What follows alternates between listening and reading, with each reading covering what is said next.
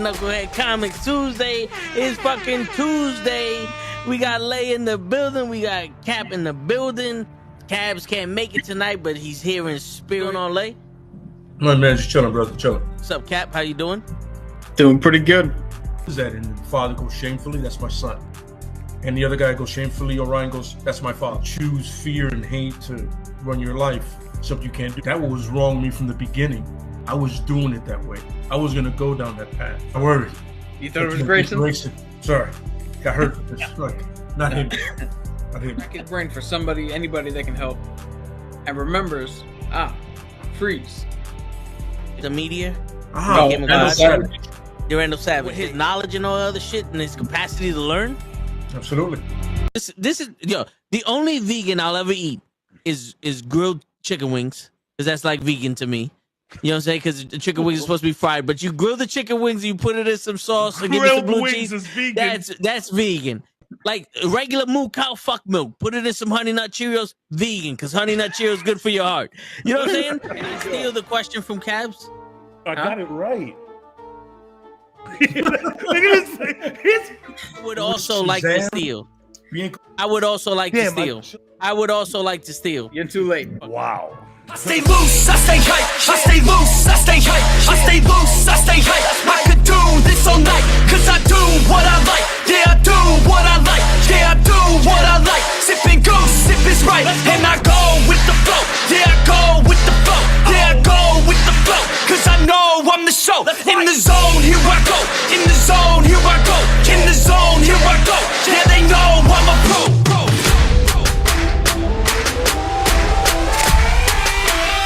Let's go, let's go!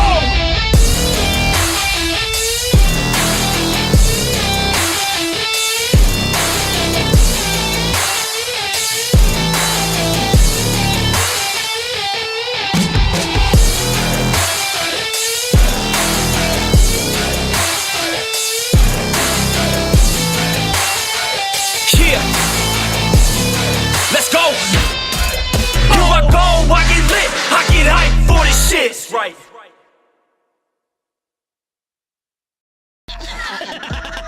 Word. He be like, I got a left elbow and a right elbow. I can break your face with an any elbow. Make sure that you get elbowed in your elbow with an elbow. Got the arm ball, get the phone ball, get around with the bomb with the bomb ball. Daddy's gonna take you to Jersey Shore. Yo, it's Tuesday night. You know what that is? It's Knucklehead Comics. We out here in the building. We got Toe and Cap. What's going on, Cap? Not much, man. How you doing? Chilling, man. You know how we do. Again, this is some interesting topics today. We got Kang versus the MCU versus Kang in the comic books, which...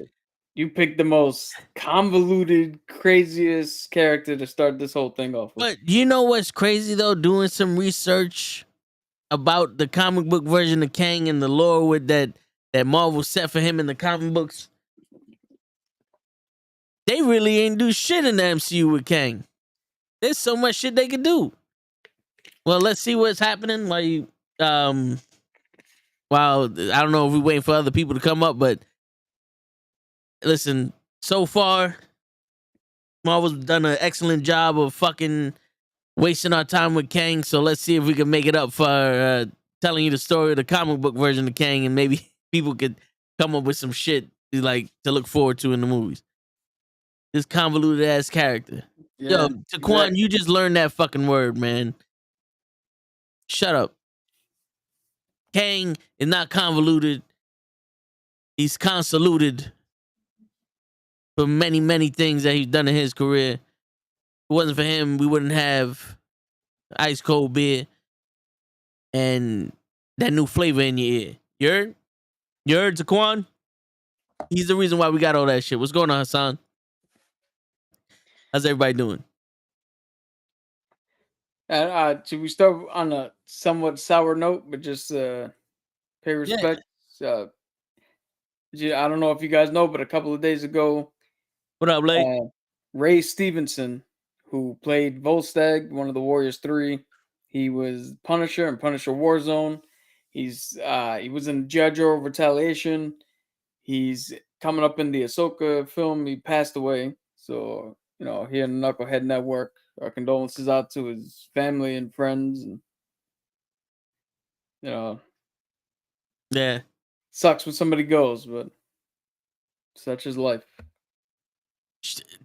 To be honest with you, he was in what looked like the most accurate depiction of the comic book version of Punisher movie.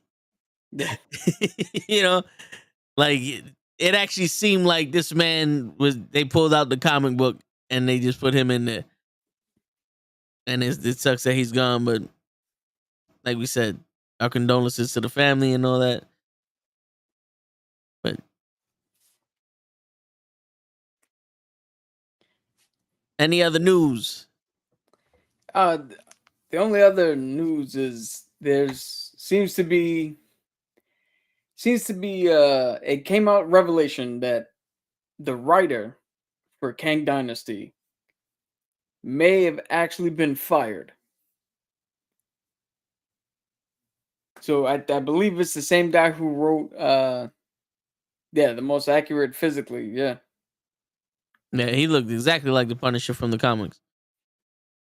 And the writer, I believe it's going around, it's not 100% confirmed anywhere, but it's believed that he wrote Quantumania, he was writing Kang Dynasty. He's fired off of Kang Dynasty for other stuff which was not made public, but he may have leaked the script for Ant-Man Quantumania online, and that's one of the things that they fired him for. So the Kang Dynasty movie, who knows what's going on with that outside of Jonathan Majors? Because now there's a writer strike. There's actually so the writers are on strike, which means a lot of the Disney Plus shows and the Marvel shows and pretty much all of Hollywood is stuck right now. They can't get anybody to come and write scripts or anything for them. Coming up June 5th, the Actors Guild, the SAG Actors Guild, is actually determining whether they're going to strike. And if they strike, that shuts down production. Cap 4 is not they got to shut down immediately. All these movies get pushed back because nobody can report to work. So Hollywood's in disarray. Other shit's happening at Marvel. It also was reported that Marvel was not going to make Kang the feature of this whole MCU until they saw what his performance was while he was filming both Loki as He Who Remains and in Quantumania as Kang the Conqueror. And for some reason, when they saw his performances, they were like, we just hang our hat on him, on Jonathan Majors and this whole performance, and this is going to be our next thing. But that originally was not the plan. Well, if they would have watched the movie, they might have changed it. Well, remember, a lot of things get put on the cutting room floor that we didn't see. No, I hear you. I'm just saying, watching that movie for the 4th time is just bringing back the PTSD I got from Jonathan Majors did a good job. It's just everyone else.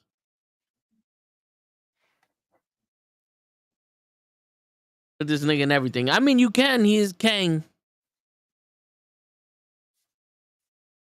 Did his acting suck? No, I'm talking about the movie. Yo, let me tell you something. What's going on, Ray? PTSD. Yeah, man. I got all that shit. Post-traumatic stress syndromes of America. Listen, the high evolutionary, right? That's his name? Yep. The high evolutionary in the Guardians of the Galaxy. Now, if you didn't see that movie, in the words of Lay, too fucking bad. They already passed the fucking threshold of spoilers and all that other shit. He was more menacing than Kang was. Not because of his acting, but because of the supporting roles around him. Even when he wasn't on screen, he depicted emotion from other characters, whether it be fear, anger, jealousy, or just straight out like, yo, this nigga's crazy. When Kang was talked about, everyone was so fucking stiff. It was like trying to get Show to say the word obligatory. You know what I'm saying? It was hard to watch. I watched Ant-Man over the weekend again. And you see, if you're looking for her, then he's looking for you. Who's looking for us? Him. What? Like, I don't even believe you guys are afraid. You're just like inconvenienced at this point. Like, fuck, you're here. He's looking for you. We gotta move again. Like, what are you, the fucking Ninja Turtles? The foot found us. Now we gotta go find another fucking train? Excuse me, motherfucker. Like, I didn't choose to be here. Sorry for your inconvenience. Fucking cocksuckers.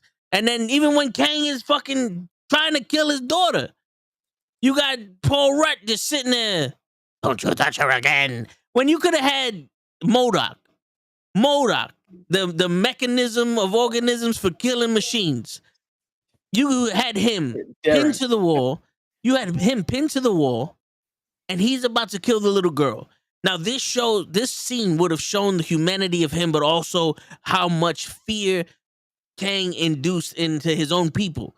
Where he's about to kill the girl, like he's got the girl hanging and he's torturing her, and he's like, let her go, and he's threatening Kang, and fucking MODOK looks at him like, nah, yo, dude, don't, like, he's gonna kill her. Like, he's gonna, like, if he would have shown that fear, it would have added more to Kang's menacingness, to his, like, yo, this is a bad motherfucker, and everyone around him is afraid of him.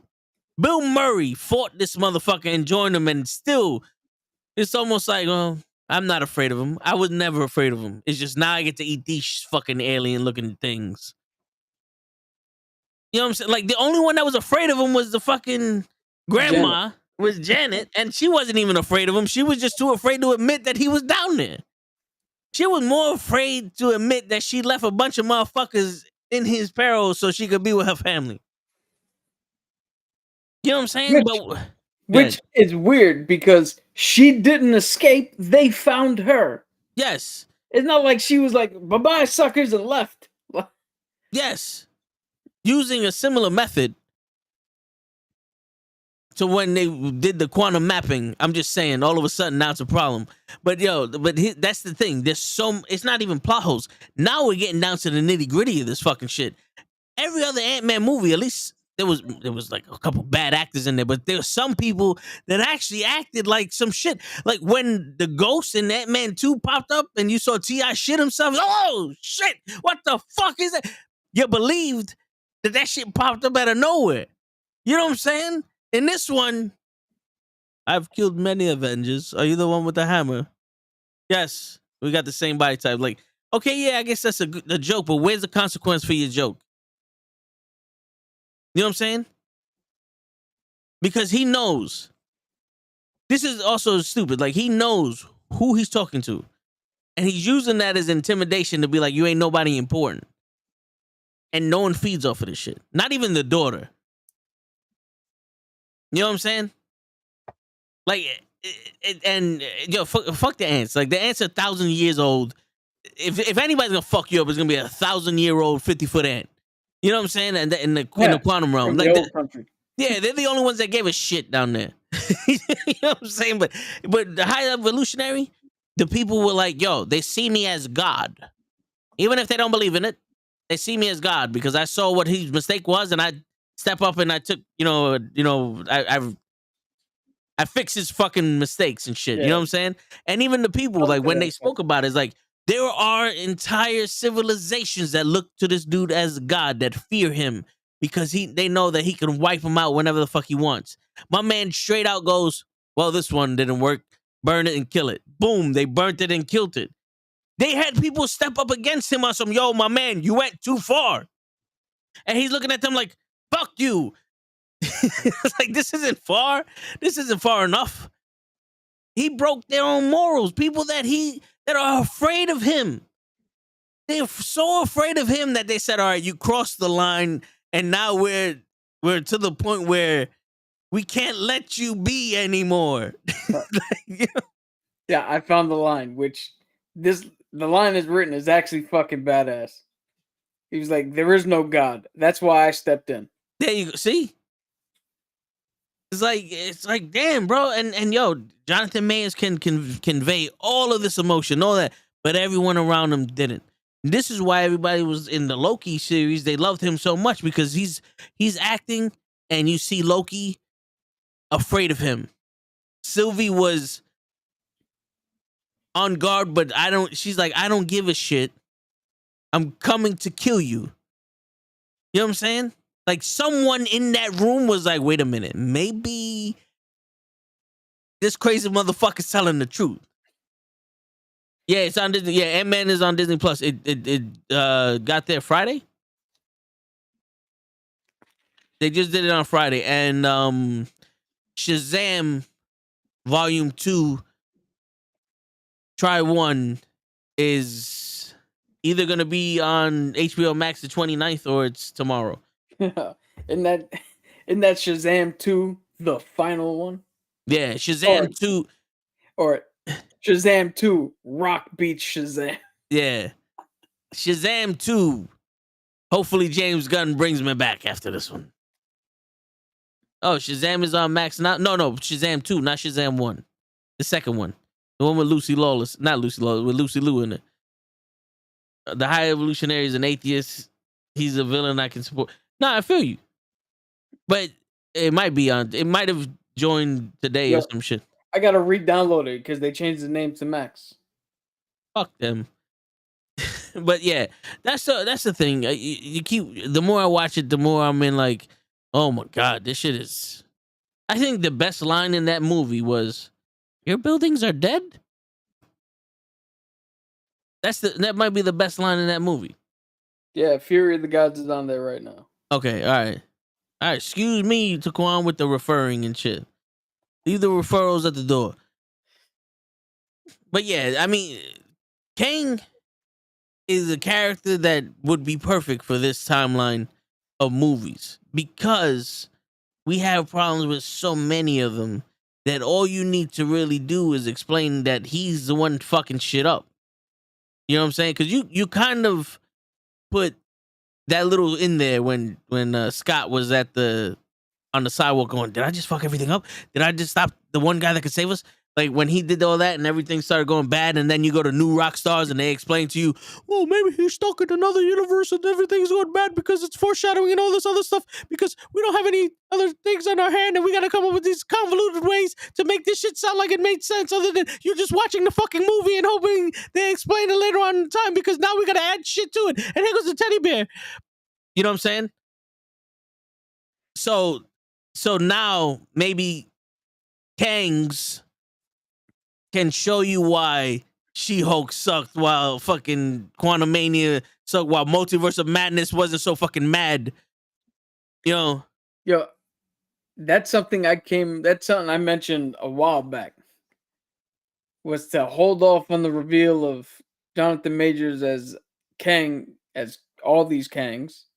Or even if you just want to show him in Ant-Man Quantumania, but then later on reveal, oh, all this shit happened. We thought Wanda was good. Kang fucked it up. We thought Thor was over his shit. Kang fucked it up. That Kang's been behind it all because the Council of Kangs, each one of them was like, no, let me take a lead. Let me take a lead. And they kept fucking up the shit. So I have a theory based off of seeing the last scene of Loki again, of who the one he who's left is. No, that was just the white people at the bank. That nothing to do with Kang. Yeah. Word. I mean, if Falcon was white, then yes, Kang stopped him in his tracks. But since Falcon was black, denied. You gotta remember that once you check that mark, that minority mark on the loans, denied. We could give you $50, sir. Because now you have to build your credit. Yeah. My credit's $850. No. That's a different type of credit there. Yeah. We can give you $50, to which you'll have to pay us back $60 when we come to collect. Yes. And it's 17 months of $25 a month, and that equals $60 after, before interest. What? After shipping and handling. Yeah. That's right. He's holding other niggas back. But, all right, so you want me to give you my little theory? Yeah, I thought you were going to do it. Yeah. All right, so in the last scene of Loki, or when he who's left is talking to Loki, he mentions the fact that the first person to travel through the multiverse or through time and develop that there's multiverses layered on top of each other is the one that found the creature. Then, in the same sentence says, I weaponized the creature and I won the war. So I'm assuming that he's talking to himself in the first person and telling his own story, because he's trying to hide the fact that the first person who just developed this shit and actually time traveled the multiverse and him are the same person. So I think the one who's left was Victor Timely. But also, when you say you kill me, it's just going to start all over again. That can either mean two things. One, it's another Kang's turn to do what he needs to do because now they're taking turns. Or two, they just jump back in time because they're not really dead. They just jump back to where they go and they start all over again, which means the other Kangs know when that happens because it happens to them too. And when Sylvie killed the one who left and they went to start all over again, they said, this motherfucker's crazy because he took all of our timelines and made one. We have to prevent him from doing that shit again. And he's the Kang from Ant-Man.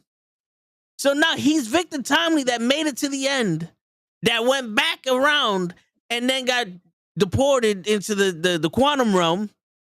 Before he can become he who remains. Now get this. Where did we all think they were in Loki?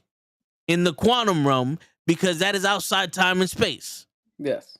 So now if he figures out the quantum realm, he can make the TVA in the quantum realm after he became time. Because what happened when he went into the power source for his time traveling chair? He didn't. They said he died, but he could have became physical time, which made him a god, which would also let him make the TVA and control timelines. So now what we're watching is the same Kang story happening multiple times at a time at once.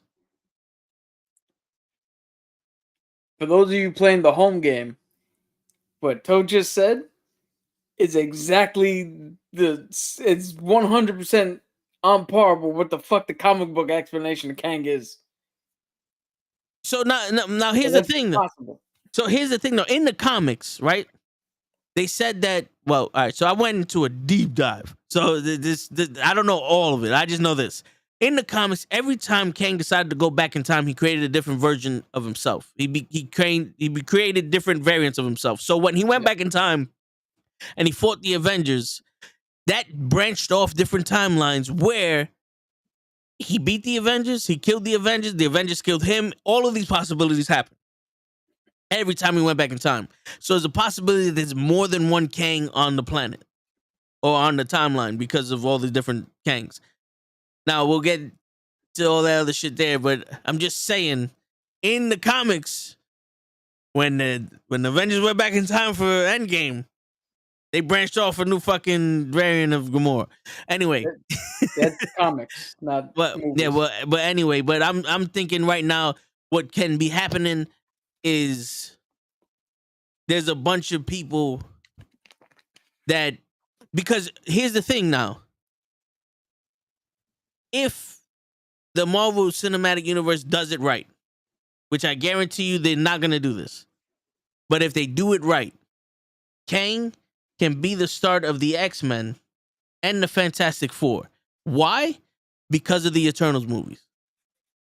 And I'll say this because, and I know Lay knows this, Kang originally went back in time to become Ramen Tut to look for Apocalypse, the first mutant, because he found eternal life or something like that. He looked for Apocalypse. Now, Apocalypse got his powers from the Eternals. Yeah, something like that. He got his technology. He got his You know, technology. he got his technology and his powers to do shit without, you know, basically fucking up reality and all other shit. But he got his suit and his technology from the Eternals. So Rama Tut went back to look for Apocalypse. Now you notice Ramen Tut in Ant-Man had mechanical arms and legs. He had technology on him. You even that is like, he got fucking machine arms and shit. Yeah, the motherfucker with jacks. Now think about this. Yo, shut up, Taquan. I'm talking. I don't give a fuck what his name is. We call him Ramen Tut now. All right? He who's left and Ramen Tut are in my fucking world. Shut up. Now, if they do it right, the Fantastic Four was the ones who went back in time around the same time that he went back to look for Apocalypse, and they stopped him from conquering Egypt, and he left his Sphinx there. And that's how the Sphinx and the pyramids were made back in the day. So you can introduce the Fantastic Four that way when you get the time traveling with Ramen Tut looking for Apocalypse. Apocalypse can be also explained in another Eternals movie when they go into they talk about the trial. They could be like, oh, in the beginning of time, you guys fucked with it because of Apocalypse trying to speed up the process or whatever the fuck. And boom, Apocalypse is the first mutant. He gives birth to other mutants. Now we got the mutants and the Fantastic Four all in one story that you bring in with Kang.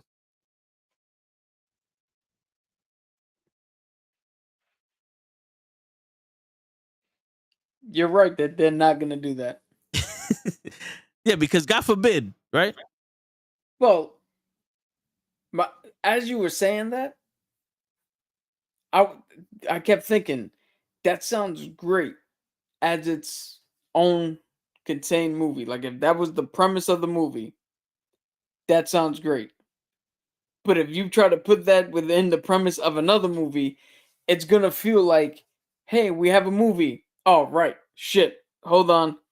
Let's go talk about this other shit real quick so we could set up something and then we'll get back to our movie. Which is potentially why they don't do it in real life. All they gotta do is just throw in Apocalypse, just an explanation. Yes, you're right.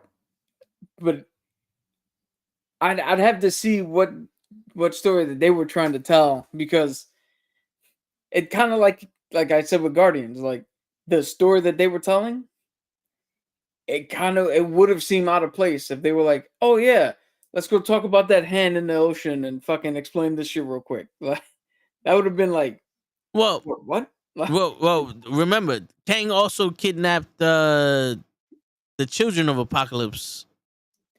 No, he kidnapped the children of Archangel and one of the other horsemen. Yeah, but what are they?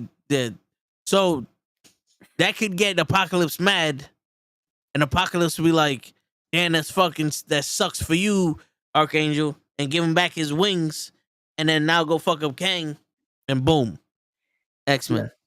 Yeah. Again, in a movie about that, 100%, yeah. In Blade, I don't know. Well, what else is Blade gonna do? Kill vampires? Well, right now he's just killing writers. Oh, also, now get this, because we're gonna talk about it, and you tell me if I'm wrong or not. Kang, back in time, in one of his time shits, fell in love with a girl, the king's daughter, whatever the fuck. He's ruling the shit. In the future. In the future, fell in love with this woman, and she didn't want nothing to do with him. So he said, "Fuck it, I'm gonna go get the Avengers and whoop their ass to show her that I'm a man." He whoops that ass. He beats the Avengers. She says, "No, I still don't want nothing to do with you." So he goes, "You know what? I'll let you live." And he lets the wife, he lets the girl and the father live because he's in love with the woman. And his people are "Nah, you a pussy. We're going after you." So they turn on Kang, and Kang frees the Avengers, and they fight those people and they win. But in the process, somebody's about to shoot Kang. Homegirl jumps in the way of Kang, and she gets shot. He sends the Avengers back home because they helped him out, and then he goes talk to some dude. I forgot who the fucking dude was. He goes talks to some dude, and he goes, "All right, we'll make a bet. If you could beat the Avengers, Yeah, that's you'll the collector. you have temporary power over life and death. You can do whatever you want with it." He goes, "All right." They tied the first time. Then round 2, the Avengers beat him. No, the Avengers beat him. And because it's a tie, he goes, "All right, you can only have power over one, life or death." And my man hates the Avengers so much, he picked the power of death over the Avengers. And while he's trying to kill the Avengers with the power of death, your boy, the Black Knight, Tosha Shooter from Game of Thrones, and the Eternals movie, Yeah. saves the Avengers because he's not an Avenger, so he doesn't have the power of death over him. He saves the Avengers and stops him from killing the Avengers. You see how the Eternal movie ties in with Kang? Yeah. Right now, I feel like Nebula. It's like you missed some important things, but that's the gist of it. Yeah. You tell the story. I'm just out here to let Lay know that the Eternals could have been the movie that we needed at the time we didn't need it. So, all right. Yes, they tie into Kang. If that's the story they're gonna tell, It's because Captain America also ties in with Kang, but none of his movies were telling that story, and it would have been dumb to put that in there somewhere.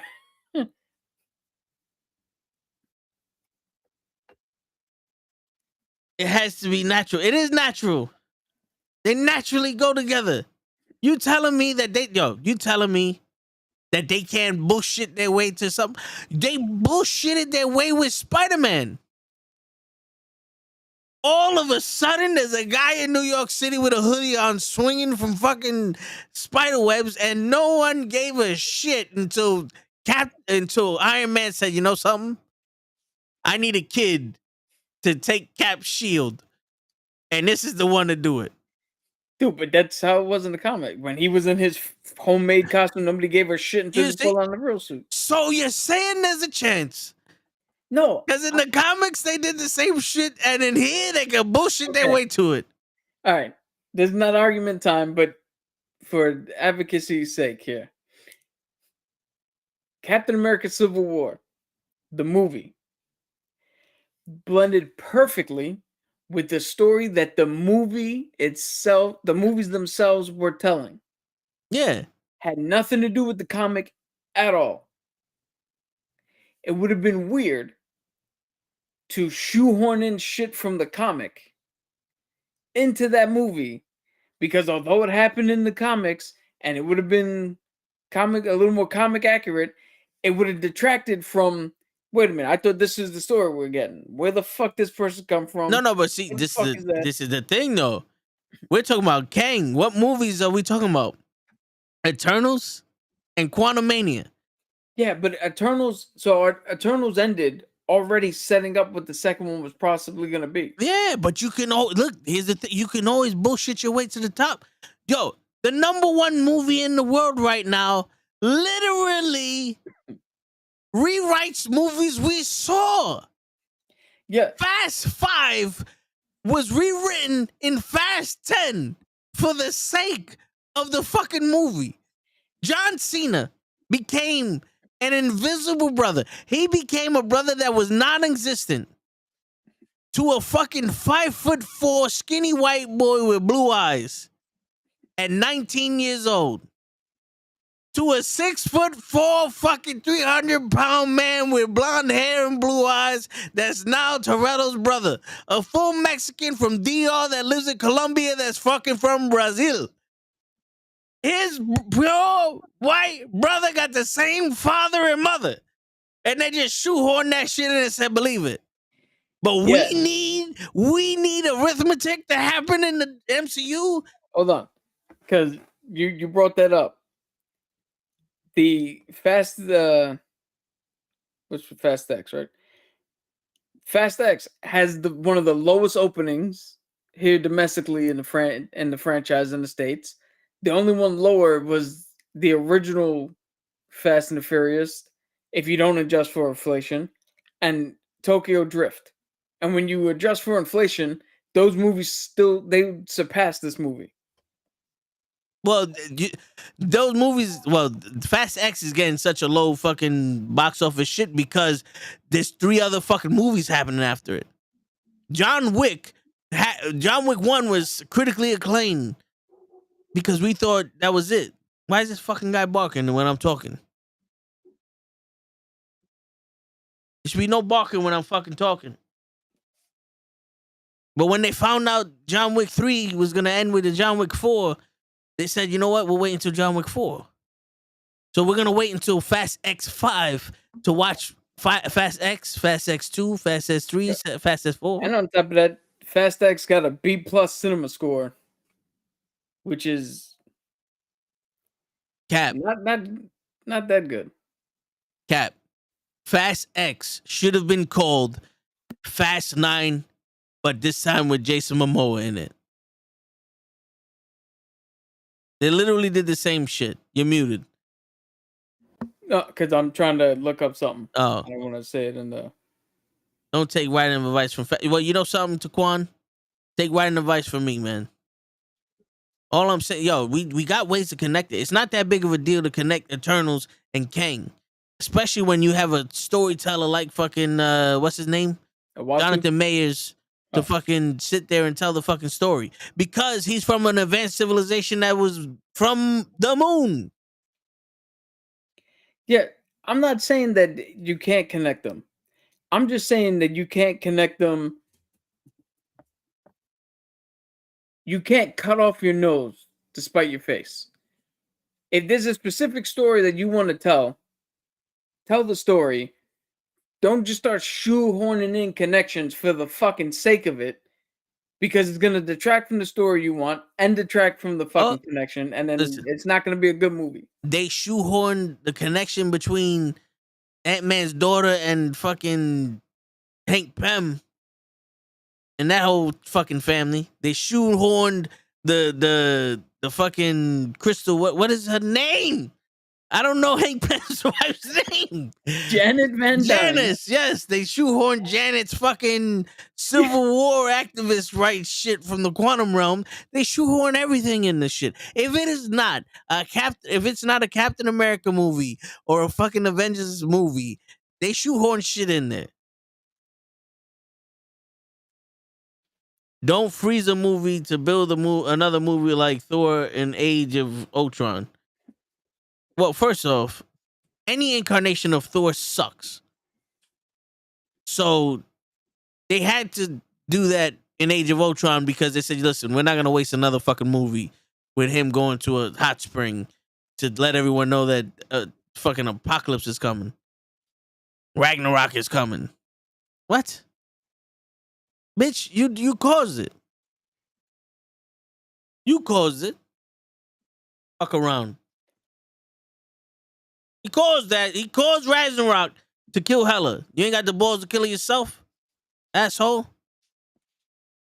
I feel it. Yeah, you don't want to. You feel it. You did it. You fucking did it.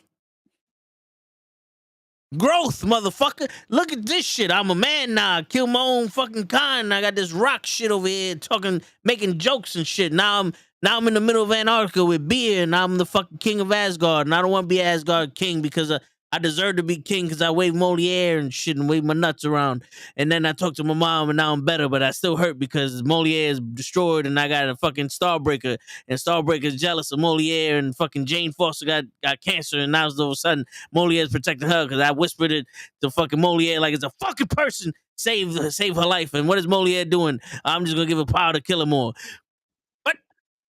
Now, again, they shoehorn that in there. To play advocate. Do you see how that deviation into this Thor shit, connects everything we're talking about, but just wildly fucking detracts from what we're actually trying to talk about? Well, because they shoehorn shit that had nothing to do with the other movies. There's only one. Yo, if you wrote something that erased the fucking Eternals movie 1, I don't think anybody would have a problem with it. I think the only one that would have a problem with it is Lay because he loves Eternals 1 so much. I know. The amount of vigor in which he defends that movie.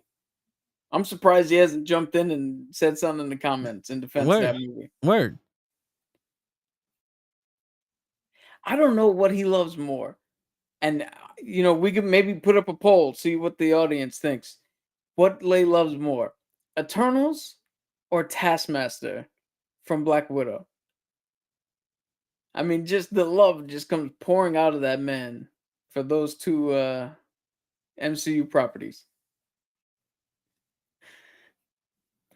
Look at that. And on top of that, well, I mean, this is a comic book show, Lay, so we can't bring up Death Wish, even though that was a good Charles Bronson movie, series of films. But, we all know you're into the movies, man.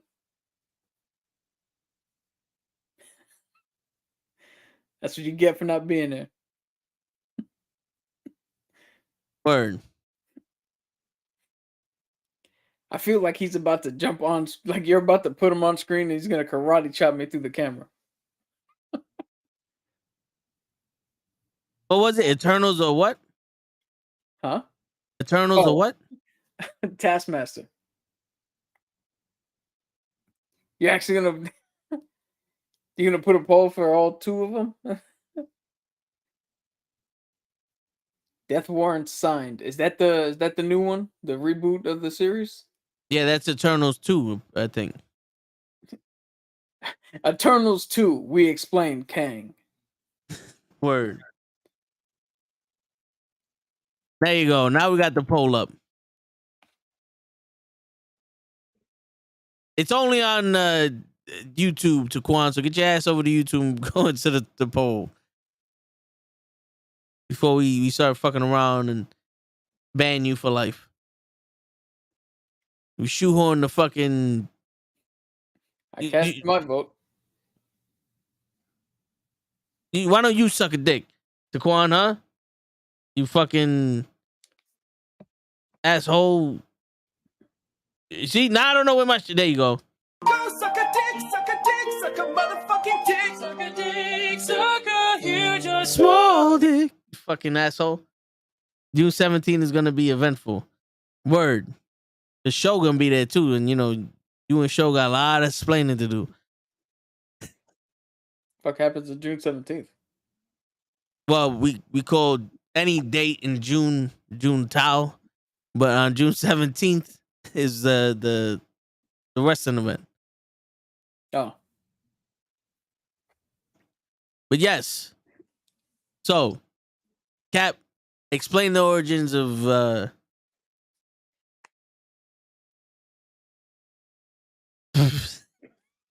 I only want to call him fucking Eternal now, of the one that's left. I'm waiting until Kang. you say the name. Yeah. You talked yourself way out into the fucking boondocks. Yo, because I'm 17 movies in. I'm 17 movies into this fucking story with Kang and this dynasty and all other shit that I've surpassed any level of fucking supremacy that may have happened if I beat Bruce Lee were. Like I'm so far into the fucking future, I'm glowing. So, in the comics, there is Kang. And then there is Kang and Kang and Kang and the Scarlet Centurion and the Mortis and Victor Timely and Mr. Griffin and Iron Lad, and they're all fucking Kang. And it all starts with Kang Prime. Kang Prime is the one nobody knows what the fuck Toad's talking about. I'm talking about the truth. Kang Prime is how do you put this? He's the one that is the main one that shows up consistently to fuck with the Avengers. Anthony Richards. Nathaniel. Yeah, that's what I said. So now here's where it's gonna get fucking weird, right? So Kang Prime eventually becomes a Mortis. But a Mortis is not Kang Prime. Immortus is a version of Kang that is at the end. He's the final form of Kang. No matter which Kang you are, they all eventually become Immortus. And Immortus watched Highlander back in the day. I was like, fuck that. There can only be one. He spends most of his time actually coming up with ways to kill other fucking Kangs so that he could be the only one. Victor Timely is just a businessman who's done some shit, but he's not. I mean, they're probably going to make him more significant as we saw in the Loki shit, but in the comics, not really all that significant. Then there's the Scarlet Centurion, who's just another version of Kang who does nothing. But now, Kang Prime was a ruler out in space in the far future, and he got bored because where he lived, everything was peaceful. There was never any violence. So he made a fucking time machine. Went back to Egypt. Became Ramatut. Ramen Tut. Was fucking up some shit there. The Fantastic Four got also trapped back in time somehow. Saw him there. Stopped him. Now, when they stopped him, they sent that one to a different place in time, and he was then known to be Nathaniel Richards, and that's how we get the oh shit, he's actually related to Reed Richards. He's just a future version of that. Where he was, it's where he met the king. He conquered a whole bunch of other shit. He met Ramona. He actually, because he loved Ramona, he actually let his father run his kingdom without his oversight. He was micromanaging every other fucking kingdom he had except for that one. And as Toad said, Avengers came in. She didn't give a shit. She died. He put her in suspended animation until he could find a way to bring her back to life. As he was jumping back, he also met a different version of him. What the fuck did that do? Oh. So he went back to become Ramen Tut. Again, this is all very fucking confusing. He went back to become Ramatut a second time. That's when he went back to get Apocalypse. Apocalypse's his only power is immortality. That's his natural mutant ability. And then a rogue celestial, as we brought up, gave him his technology and shit like that.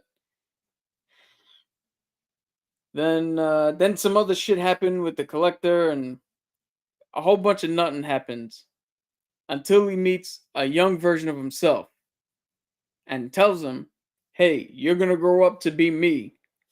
I need you to grow up to be me. So he literally protects him from bullies, helps him in school. Yeah, take a breath, yeah. I feel like that Jim Carrey. I was changing lanes without signaling, and I was speeding. So he helped him out in school, took him away, make sure bullies didn't catch him, all that other shit. Told him, you're going to become me. That kid said, fuck that, I'm never going to become you, and he became Iron Lad.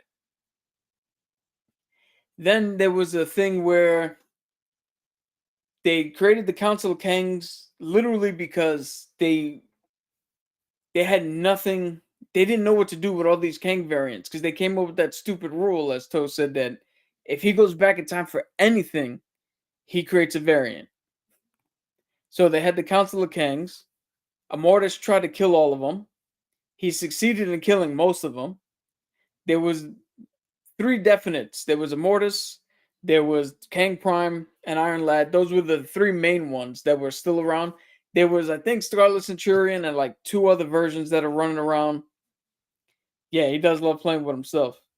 They were just running around doing... That's why he doesn't have good sight. Yeah. So then there was an event where, I think it was the New Secret War, where Captain America discovered the fact that the Illuminati were going to end the universe. the shit they were doing was going to end the universe. So Captain America actually went to Kang, Immortus, and Iron Lad and told them, yo, you got to help me stop them because what they're going to do is unravel everything. And they came to the conclusion that it was not the Illuminati, but it was Captain America himself. His actions were going to unravel everything. So they locked up Cap to try to keep him from preventing what he thought was going to happen. But it turns out you can't prevent whatever the shit that was going to happen. The incursion, the final one, was not preventable. So Cap escaped. Cap went back down to Earth, gathered a whole bunch of fucking people with him, heroes, I think, and/or villains, and went through and literally just murked all the fucking Illuminati members, caused the whole big shit. And as of right now, I think that's like the last major thing that happened with Kang. As of right now, Immortus is out in the wind. Kang Prime is out in the wind. And I think Iron Lad might be the only one who stuck around as they've shifted and rebalanced and come up with new shit. So now, also, one thing that you mentioned that you failed to mention was when he came back when he went back in time as Ramen Tut, that was his name. Then he lost to the Fantastic Four. He went into outer space, and Dr. Doom was in outer space studying space travel and all other shit, and he caught Dr. Doom. Dr. Doom and him thought they were the same person, just in different time zones. So then they started working together and all other shit, and they made the Crimson Dynamo, or whatever the fuck, some red version of him. He tried to fight. Yes. Then he tried to fight the Avengers with that one, or was it the Fantastic Four again? I didn't bring it up because it doesn't have a bearing as his overall shit, and it could be either one. Well, all right. So he loses to them, and then he says, "Fuck it, I'm going back to my time." But when he went to go back to his time, he hit time turbulence or some shit and wound up in the 40th century, where there were basically cavemen with technology above their own, and he started conquering. The Dark Ages never happened. Yes. Yeah, he started conquering them, which gave him his new armor and all his other shit, and he became Kang the Conqueror that way. So now, good. No, I'm saying I didn't bring it up because that's the weird thing where Kang the Conqueror is Kang Prime, but it's also a couple of other variants. It's not like if you say Kang the Conqueror, it's not easily to just be like, oh, that one. There's like 4 or 5 of them that fit that fucking description. Yeah. So now, we obviously know we haven't got to the Kang that fell in love with Miss Thing and wants to kill the Avengers. But apparently this Kang has killed many Avengers. Yeah. So we might not have gotten it, but it obviously has happened. Because I don't foresee this guy... I don't see this guy needing to use tough talk. Like, you know how a bad guy might come into him and be like, didn't I kill you already? As on some bullshit, trying to rattle the fucking hero. I don't see this guy thinking he needs to rattle Ant-Man.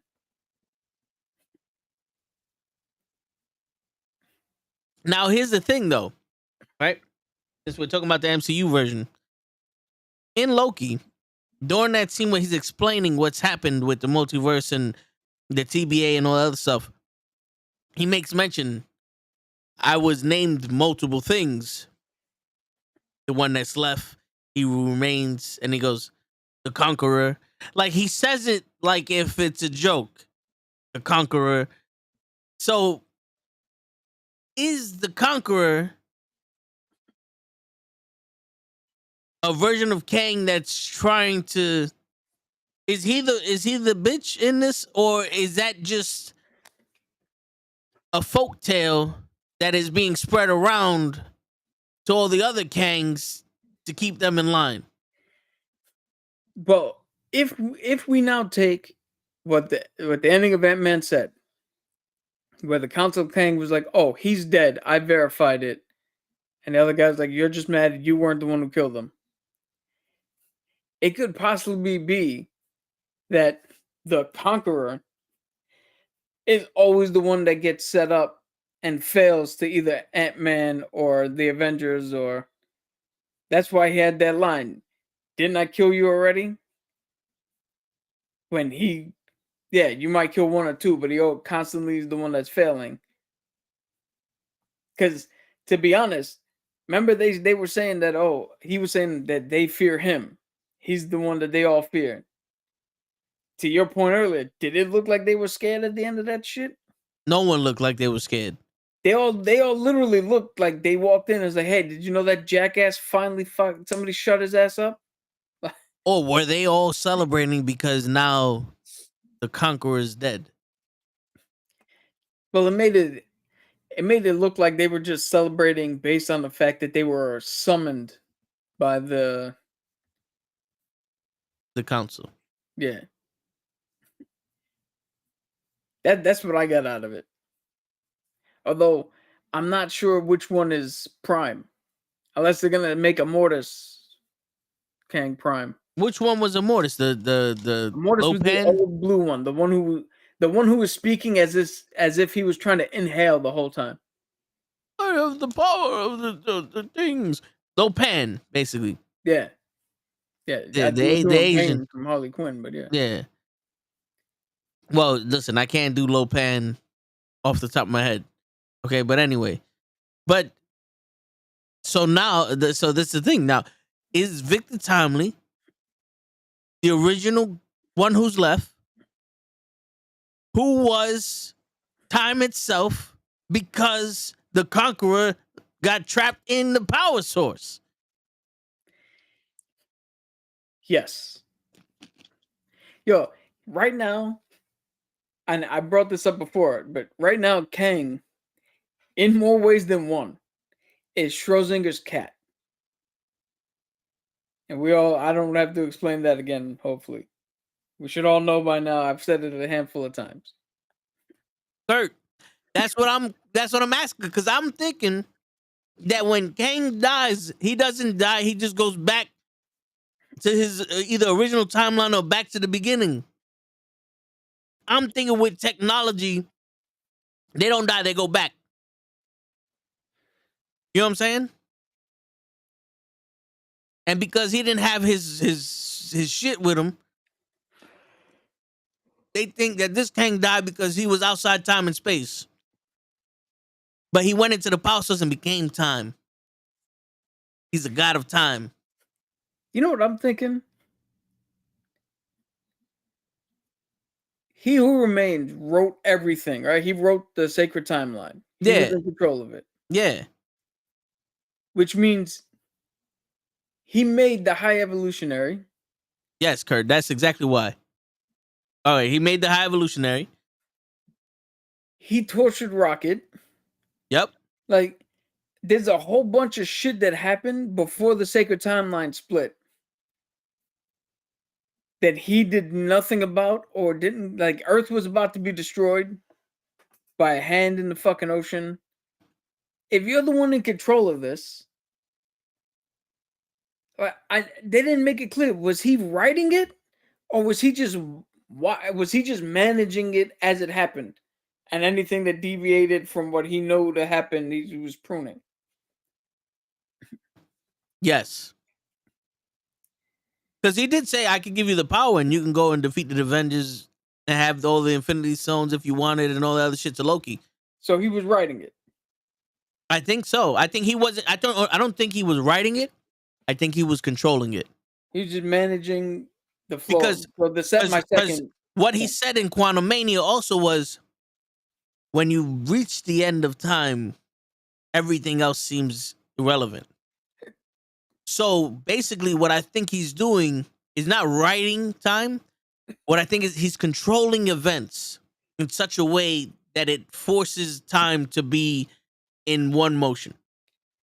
Whereas like Thanos snapped everything that was supposed to happen, because like he said, the Avengers were supposed to go back in time and do all the stuff they did to come back and defeat Thanos.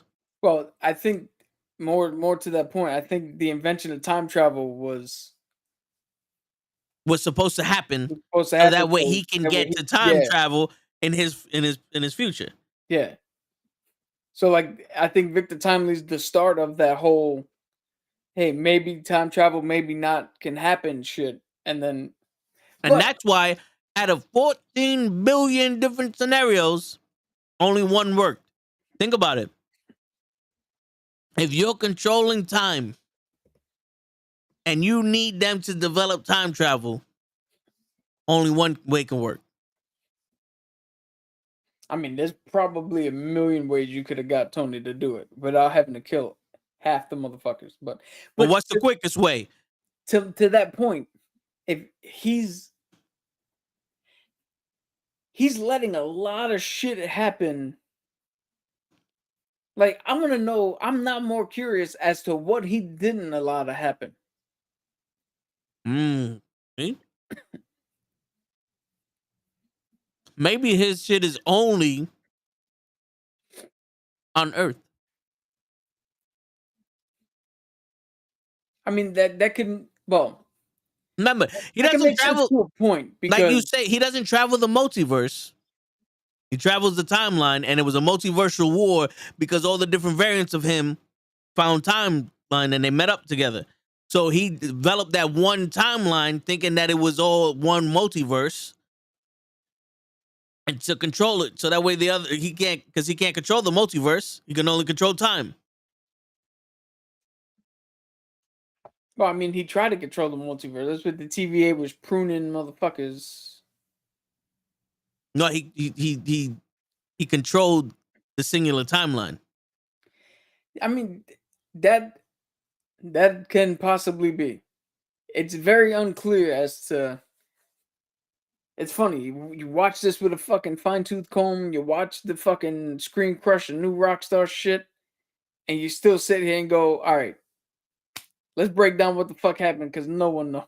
Well, because Screen Crushing and the rock stars and the Hall of Fame gatherers and the fucking tree leavers, they're just sitting there going, well, he made rings and Shang-Chi had 10 of them and he went to Fing Fang Foom and got Ramatut in there, and that's how he got the technology. And the Kang, look at the Eternals, the rings and everything looks like the rings. But settle for talking some real shit like we're talking right now. We're some philosophizing this shit. Well, what? We're philosophizing this shit.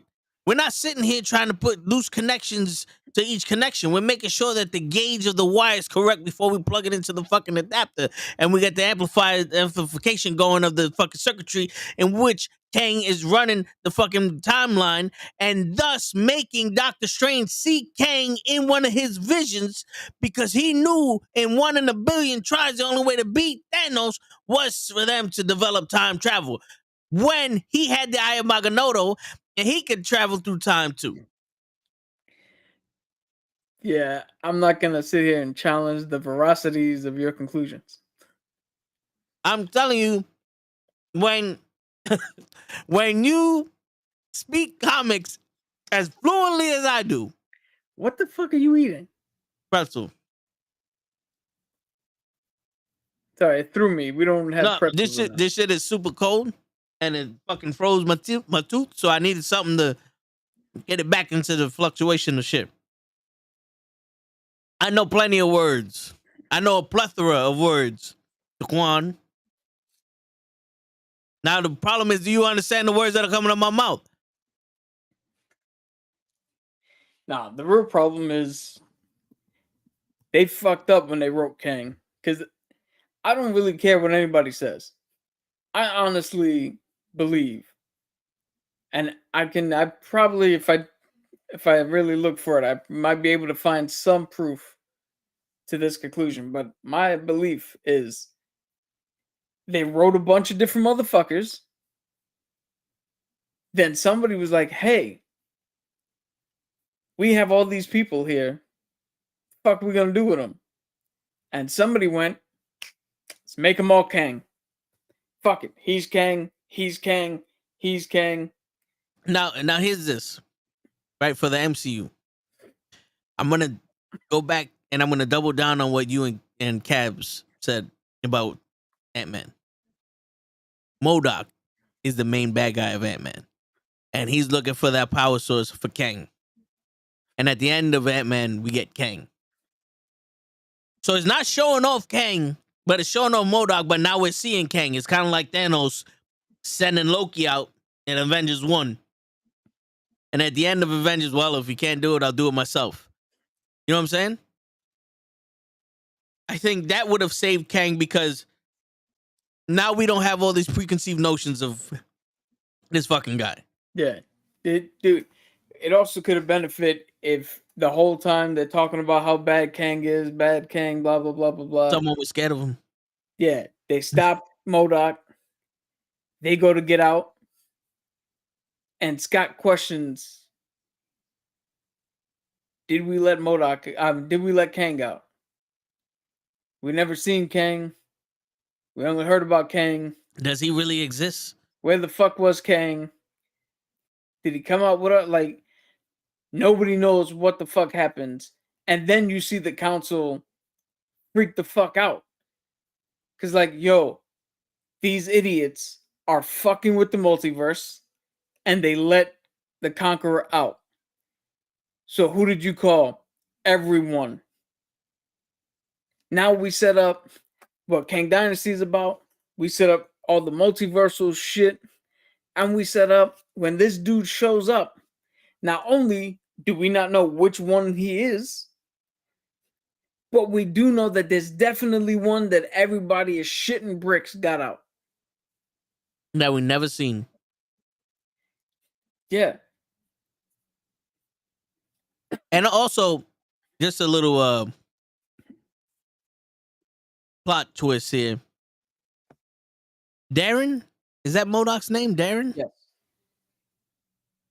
Didn't he develop the Pym particles also to become the Yellow Jacket? No.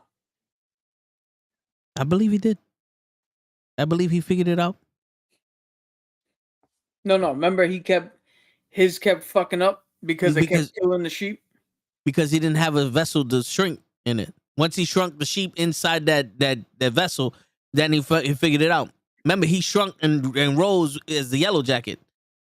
Yeah, but so he didn't create Pym particles. He created a substitute to it. But now, in the quantum realm, where anything is possible, dude, he could have developed something to shrink. That dumb motherfucker couldn't develop a paper bag.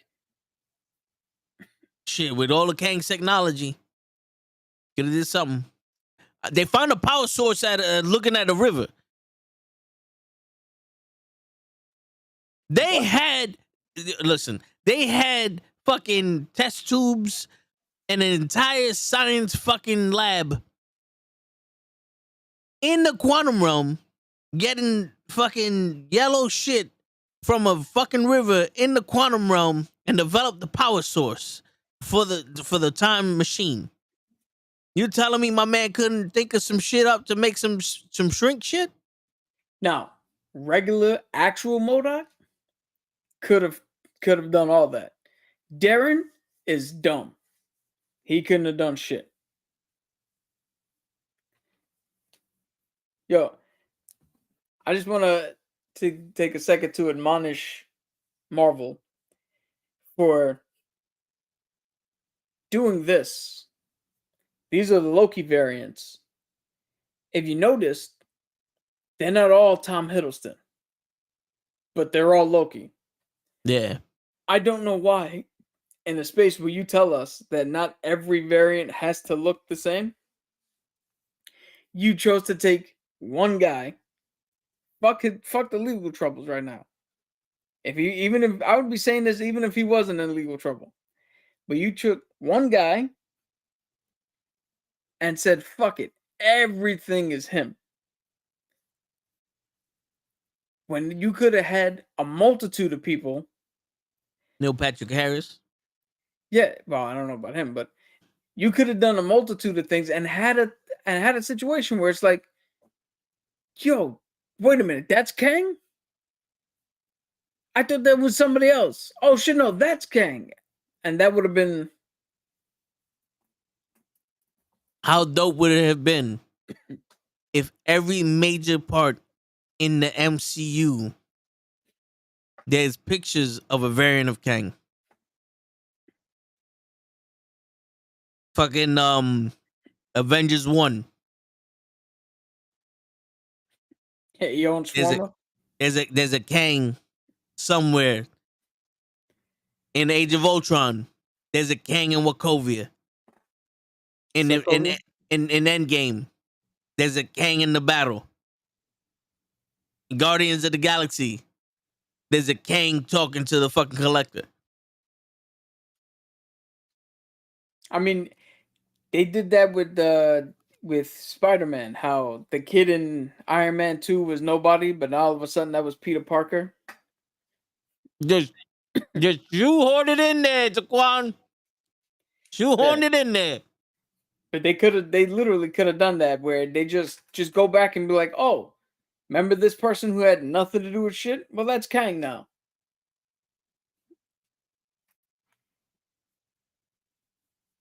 That's what I'm saying. Because, in all honesty, which Kang variant beats women? The real life one. The OJ one. No, that's the one that kills women.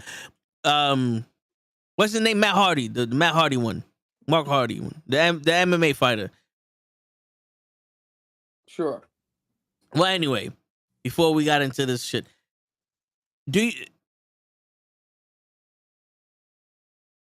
is it important enough for the MCU to actually have that detail of a story for Kang?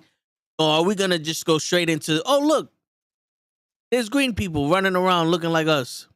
That's more important. So Kang is gonna have a battle and all those people are gonna pop up out of nowhere and now we're mad at you and Kang's dead. You kill one Kang, you kill them all, Kang. Well, shit, isn't that the plot of Independence Day? You kill the mothership, Yeah. all the other ancillary ships die? That's it. No, honestly... The one who dates a woman who talks too much. The one that wants to fight the fucking Fantastic Four.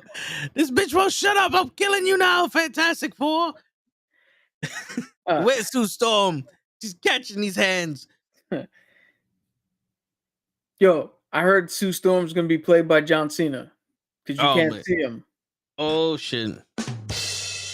I tell you, if John Cena... What if he plays the Thing? No. I'm going to do this. I think you said you like him as an actor. I'm going to do this as quickly as possible. John Cena has one range. He has one range. And sorry, I laughed at what the point. Yeah, my dad could be Sue Storm. I don't think Sue Storm smokes though. Yeah, he has one range, and it's stay the fuck away from the MCU. And that's it. Then that's all we're gonna talk about with Cena. If we need a wrestler or someone from the wrestling world to act in a Marvel movie, let's get Batista. Seth Rollins. Moving on. He's already in it. Moving on. Yo, I hope that he's like the fucking the construction workers from She-Hulk. The Wrecking Crew? The Wrecking Crew. No, that wasn't the Wrecking Crew. They were the construction workers. Because that's not the Wrecking Crew. I hope he's one of them. Like he just pops up and fucking Cap just like hits him with the vibranium wing and fucking decapitates him. Decapitates him. All right. Shit. What was your? So the deep story. Yes. I think they should, but here's the problem. You gave us, you told us that, hey, this is a multiversal saga that's coming up. That's this whole next fucking saga. But you keep telling your fucking writers to write individual stories. Thor: Love and Thunder. individual story about Thor. Multiverse of Madness turns out to be a fucking personal story about Wanda and Doctor Strange And a learning fucking the watch. dope shit. Shang-Chi. Well, all right, That's an origin story. They don't yeah, count. but That's Wakanda, an apology origin story. yeah. Wakanda Forever, an emotional fucking personal story. The Marvels. That's their everything you're showing us has its own fucking story that's going off in its own fucking direction. And it's got nothing to do with multiverse shit. Guardians, nothing to do with multiverse. Wakanda, nothing to do with multiverse. Thor, nothing to do with multiverse. The Marvels, they're switching in and out of themselves. Nothing to do with the fucking multiverse. Cap's not going to do with the multiverse. Loki might, because Loki's more time, but Loki's dealing with Kang. So there's one.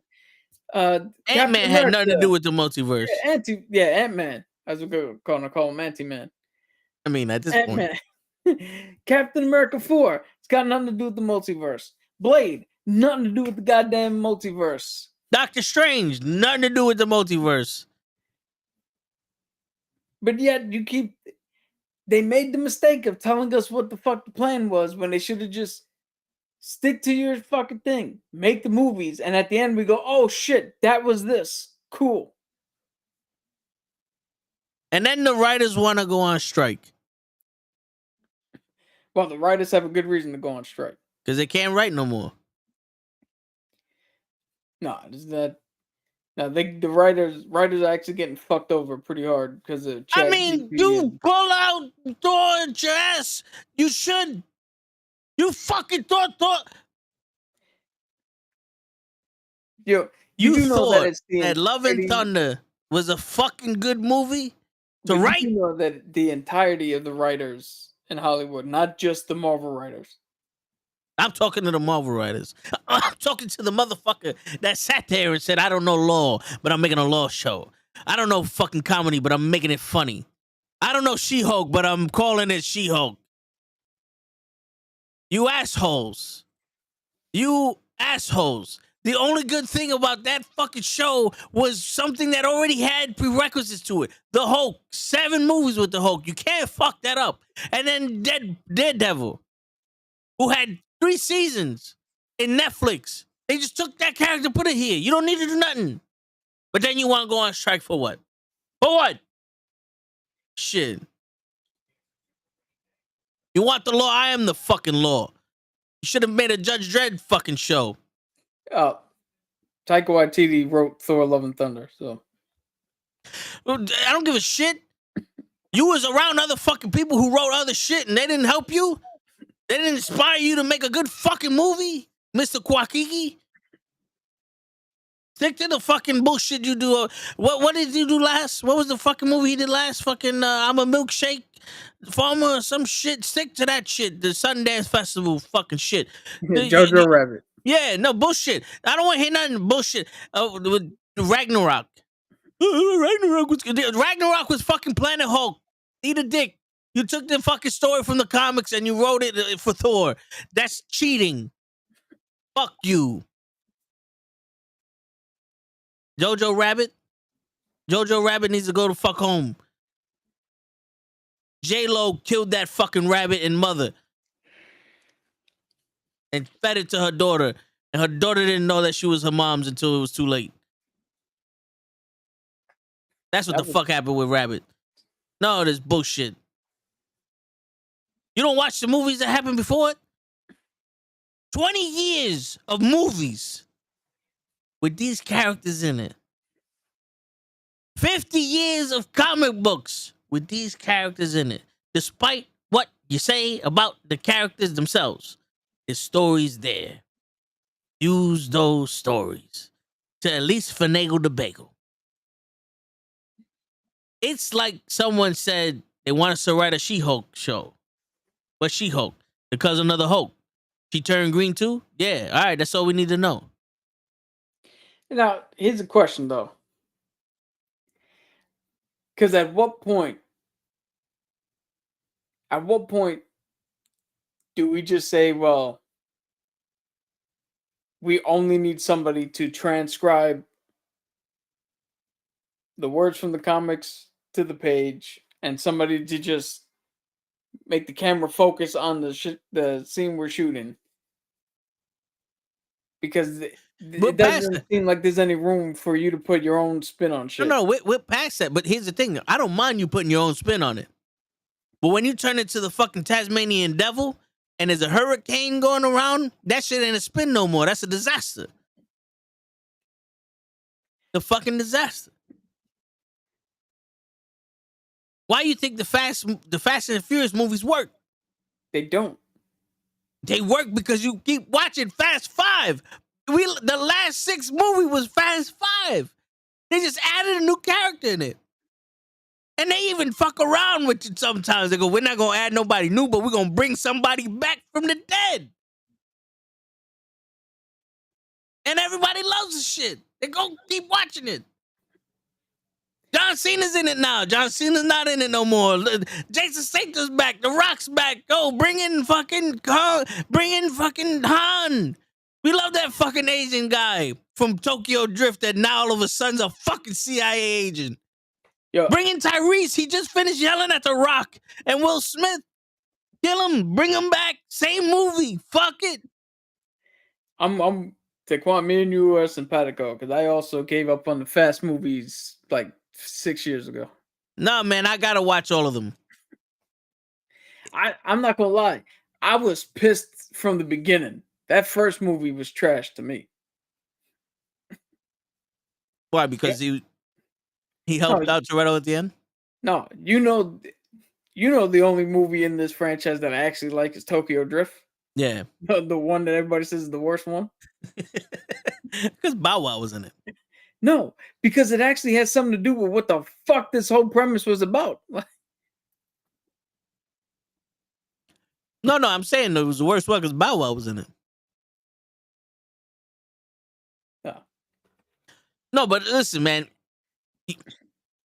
Didn't I just give you a way to connect Kang and the Eternals and Apocalypse and the X-Men to fucking Kang to what we got right now? Yeah, but you skipped so many steps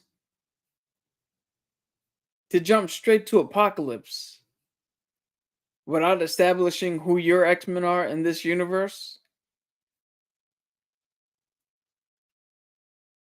All you gotta do is mention his name. Yeah, but now this is what pisses me off about movies in general when you talk about an IP. All you gotta do is mention his name. And despite the fact that there's already a movie called X-Men Apocalypse, people are still gonna be like, well, who the fuck is that guy? The general public's not gonna know, or they're gonna assume that it's the one from the shitty fucking movie. And then when it turns out that it's not the one from the shitty fucking movie, they're gonna be confused. Hold up. This is why you come to a fucking podcast like this where we fucking set you straight. Now, yes, come watch us set you straight. But again, to play devil's advocate, because Cabs ain't here, were you not the one who just said we shouldn't have to watch ancillary shit? They should just tell us in the fucking movie? No, but here's the thing, though. When you watch Eternals 2, Kang, Eternals 2, Kang getting at that ass, and they mentioned, what's Apocalypse's real name? Abin Sur? Abin Sur. When they mention Abin Sur, and everybody goes, oh, shit, that's an Abin Sur. And people go, who the fuck is Abin Sur? We're not sitting here going, oh my God, the Eternals rings master rings from Ant-Man, and that means that they're connected, and the Eternals made the quantum realm, and oh my God, and it's a smaller realm, and it's a microverse, and then now the microverse has aliens in it, and the aliens are gonna come back, and those are the Krill, and now they're living on the Mars, and look at the Mars, you see the crater in the Mars in the picture, and it's the shape of a building. We're not doing that. We're gonna sit here and go, Abin Sur's Apocalypse. I mispronounced the name. It's N. Saba Nur.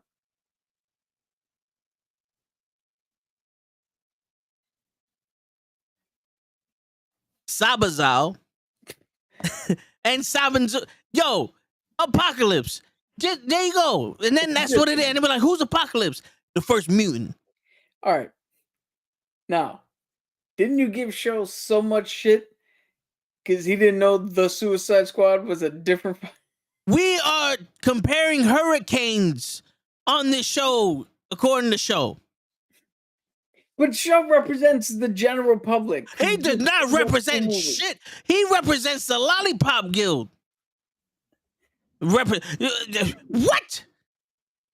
The general public of people that when people, Marvel I have spoken to people about the fucking Suicide Squad movie, and not once did anyone ask if that black daughter is the same black daughter that Will Smith had. They knew that fucking this guy is a different fucking character.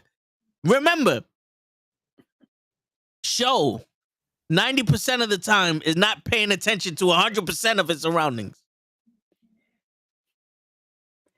I'm just saying.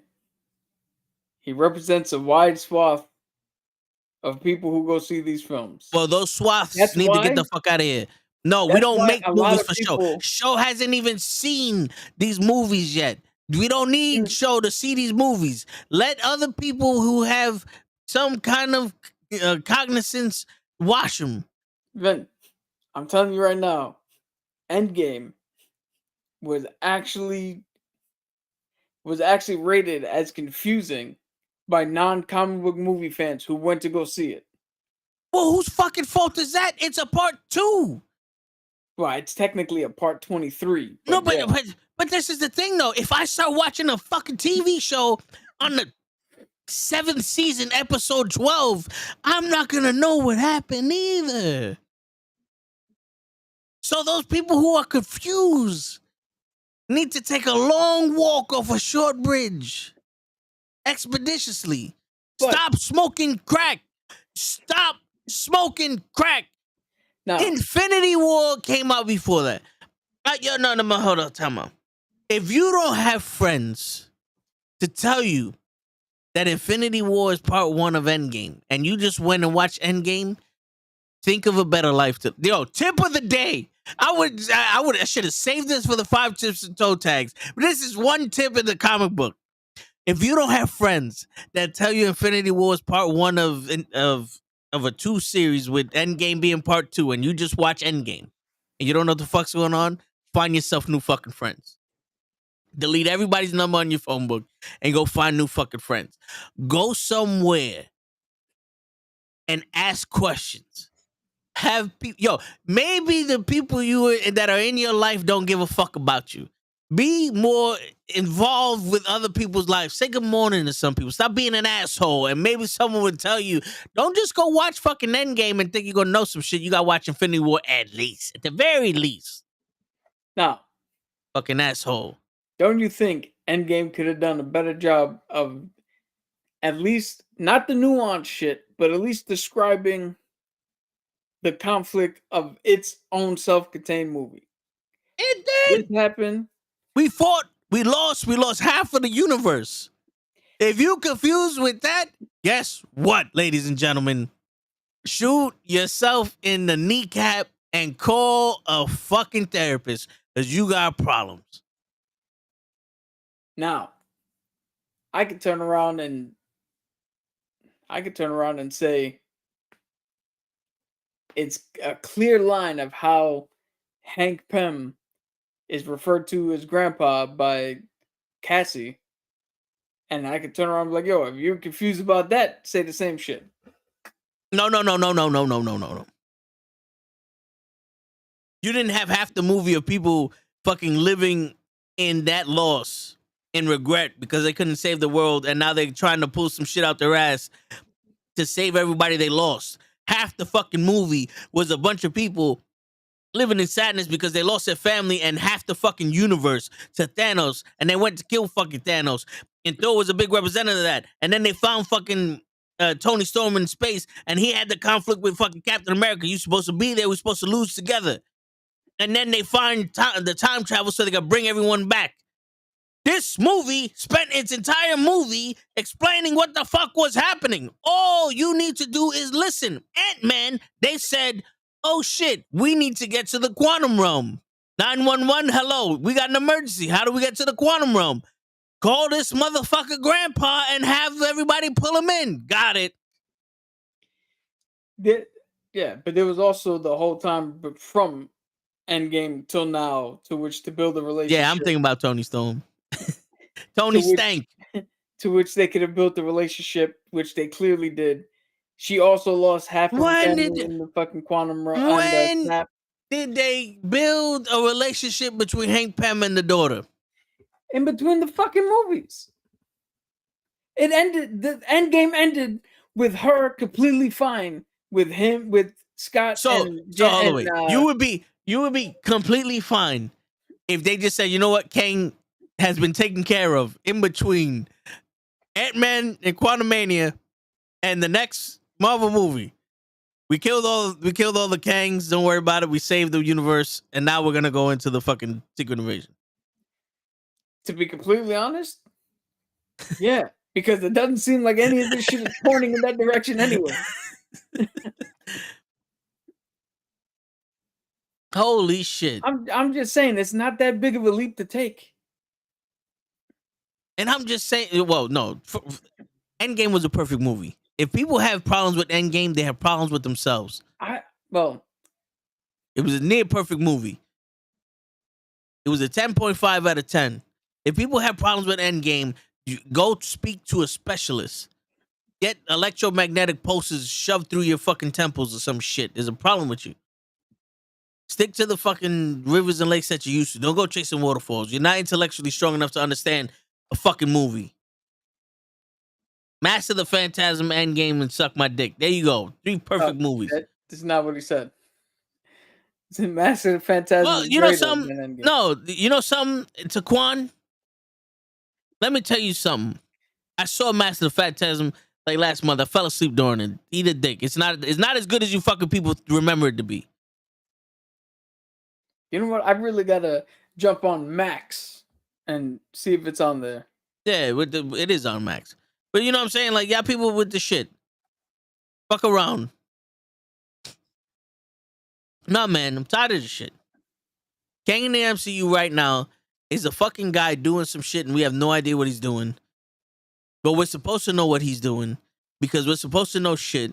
And then you got to tune into these people. The rings of Shang-Chi and the rings of Saturn are combined to become one with the universe. And now they're making technology.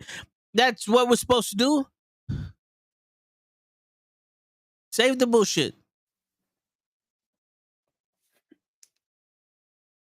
We got 12 storylines happening right now. And Kang ain't involved with neither one of them. Yeah, for somebody who's supposed to be your big bad and driving this whole shit, he's damn sure not involved with any of this shit. Especially since if we are to believe that all this is happening now, in actual time, this is all after Sylvie did what she was supposed to do, Lay, and killed He Who Remains. So there's no more sacred timeline shit. Not for nothing. If I was in Sylvie's position, I'd have killed that motherfucker too. Dude, if I was in Sylvie's position, I'd have killed Loki and him. Yeah, I mean, you took me out of my time. I'm literally nobody and nothing. I'm killing you. I got no stakes in this game. Yeah. I don't give a fuck. Yeah, I don't give a fuck what happens to y'all. Unlike Star-Lord, who even he admitted himself he was dumb. Because it was a different version of Gamora out there. But even listen, man. If you want to have these self-contained movies, have them self-contained to the point where we don't need other movies to connect to it. You know what I'm saying? Like, Quantumania is like the Age of Ultron right now. It's this phase's Age of Ultron. Because it's not gonna have any time. It's not gonna have any bearing to the fucking MCU until 5-6 movies afterwards. You know what I'm saying? But Age of Ultron, was supposed to be a culmination movie, not a.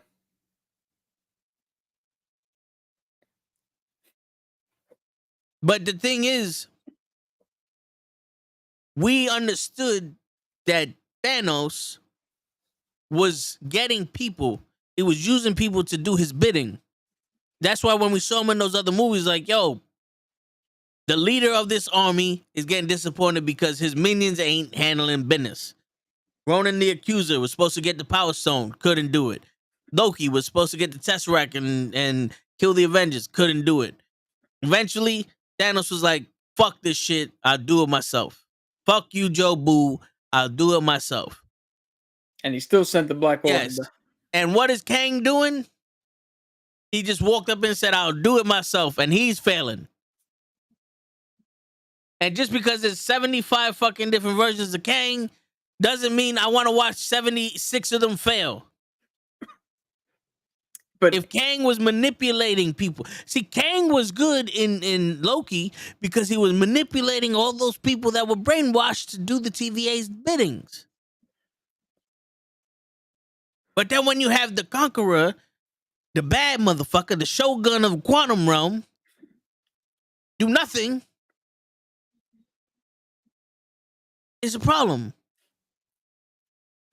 Yo, can we bring up, because I was also there in the room when you were watching Quantum Mania again. Can we also bring up the fact that fuck the ants beating him down? This motherfucker had how long in the Quantum Realm to prepare an army, and they were immediately dispatched when the residents fucking stood up to fight. Which wouldn't have been a problem if someone feared him. People didn't take Shogun or Shonuff, the Shogun of Harlem, in The Last Dragon seriously until he beat the shit out of him. Kang is just walking around in disrespect. Yeah, he had an army of janitors and Uber drivers. No, yeah, he had those little shits that fucking... which was crazy, because some of them disintegrated into thin air and the other ones just got knocked out. What is it? Which one is it? Are they putty or are they fucking liquid? What are they? What are we doing? What are we doing?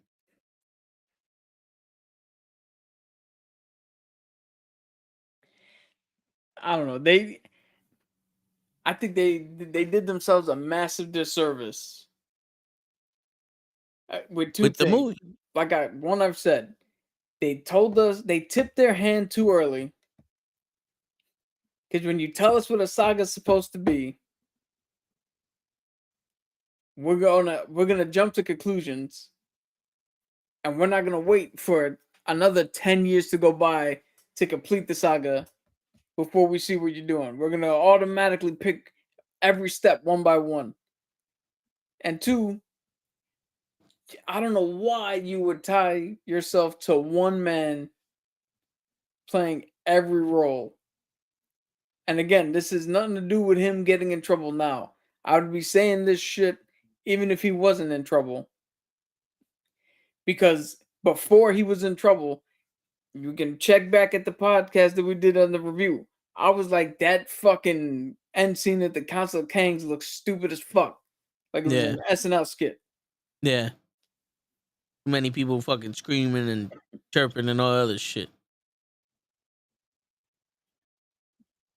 And I don't care how good of an actor he is. He can't do 75 different takes on one guy. He ain't Eddie Murphy. No, but it's true. And then you're gonna show that many Kangs. What are you gonna do with them? Like, listen. Yo, it's that what the Heavy D song? Now that we got Kangs, what are we gonna do with them? One's gonna lose to a bunch of ants. One's gonna lose to your favorite ant. One's gonna lose to a Spider-Man. One's gonna lose to a Stranger Man. Everybody gonna lose to the Avengers, man. It's like shit, bro. He's just gonna lose to everything. It's like, fuck. The insects are killing Kang. Yo, and if it was Kang versus insects, I would be on Kang's side. Yeah, 1,000 years in the future to learn that, hey, if we just punch him in the face long enough, we can win. Right? Because think about it. Did the ants use any technology to get at him? No, they just do what ants do and they swarmed him. Yeah. 1,000-year in advanced civilization, and we're just gonna do the most primitive thing. Yeah. Get him! But yo, it That'd be like if General Palpatine standing there with Luke and Vader, they both ignite their lightsabers, ready to duel, and he just slips and falls down that fucking thing himself. word. You're gonna come. Wait. You are going to come to grips with the fact that Disney has a different agenda. Well, Disney has to have the agenda of making good shit. I haven't forgive Disney yet for leaving out the part where Simba's talking to Rashifi, and Rashifi hits him in the head with the fucking stick and goes, "Hey, what'd you hit me for? It doesn't matter. It was in the past." Yeah, but it's still, yes, the past can hurt still. Like, they took that entire scene out of the fucking the live action CGI version of it. That's no longer the Lion King.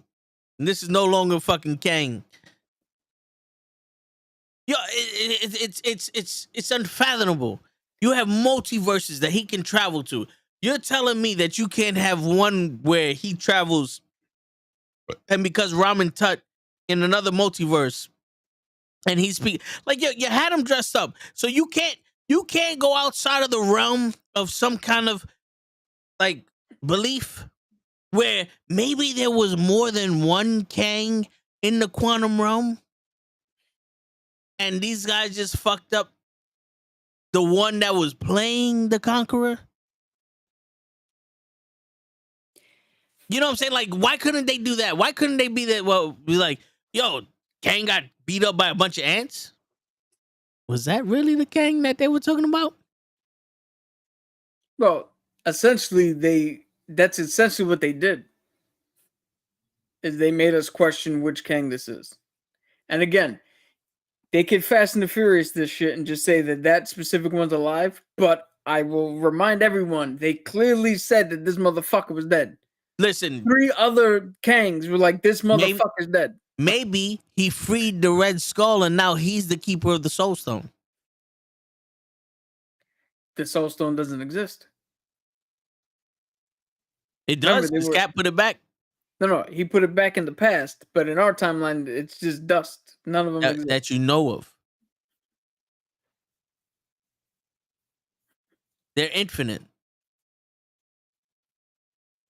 You could get the molecules for each stone individually and put them together. What do you think? Gods can't do shit like that? You think that Dr. Doom can't develop a fucking vacuum of infinity stone particles and collect them and put them shits in the coin collectors and then compress them and make them fucking stones again? In the MCU, no. Dr. Doom can't do that shit. But in the comics, he can. In the comics, that motherfucker would just think about fucking infinity stones and grab them. We'll call it the Infinity Stone Particle Regulator. It's probably the smartest shit you said all night. Because, yo, think about it. We're getting into the Deutsch complex now. Can we agree on that? The Deutsch proposition? Yes. Shit. Yeah, with the Rosenstein Bridge? Yeah, you know what I'm saying? Like, think about it, man. You can't. It's crazy. Yo, see, now, you got to think about this. They've hired a bunch of people to make movies. They didn't hire a bunch of people to make one movie. They just said, go out and make movies. Listen, and I understand that. And those people who hired the people to make movies should be fired too. You're talking about Kevin Feige. Yeah. The man who started this whole thing. Yep. Either fire him or fire the people he hired to hire the people to write these movies. Because obviously, they don't know what's happening. Because Wakanda Forever And Guardians of the Galaxy has a little bit in there, so maybe what's her name? Seinfeld. Oh, Can Valentina. Yeah, Whatever. Valentina Shevchenko can go do the Thunderbolts. You know, there's a little bit in there so she could do the Thunderbolts. Now, to that point, how weird was it that we just cut away to that shit? That was a little jarring when in the car and like, oh, now all of a sudden you guys are fucking ex-husband and wife, and she's doing what?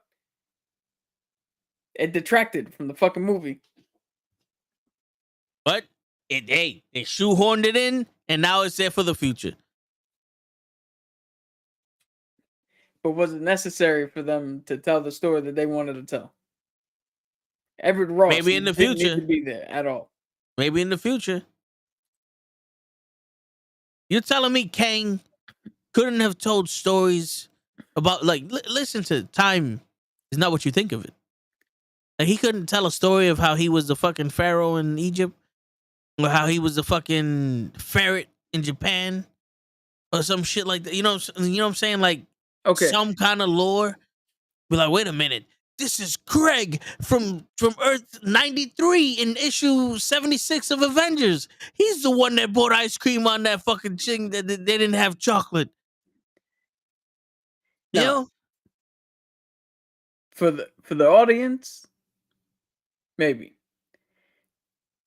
But for the characters, do you really think that this dude gives a shit about having to prove to you anything when he's trying to get you to do something for him? Like, why would this guy go into that expedition or exposition? Shirley Temple was locked in the quantum realm for 35 years. They And never took a said long shit. they lived a long time trying to find that energy source from the rivers and the lakes that they were using with the test tubes that they found from the spider fucking jelly beans that they killed. You're telling me that not once can you turn around and sit there and try to explain how time worked to her? She knows the entirety of the fucking quantum realm and how it works there, but this guy can't tell her a fucking story about how time works. Maybe he did, but what's the relevance? To connect them somewhere, so he could be like, fucking, he'll say No, something, no. and people be like, and then Again. new rock stars will be like, see, he was Not the to- guy that was Again. in the place ducking when the Yeah. Chitauri were fucking around in the Not first to us. Avengers. Not to us watching. I'm talking about what's the relevance to the character. She didn't want to talk about him at all. Why would you bring up a story of his? If she kept talking about her fucking daughter,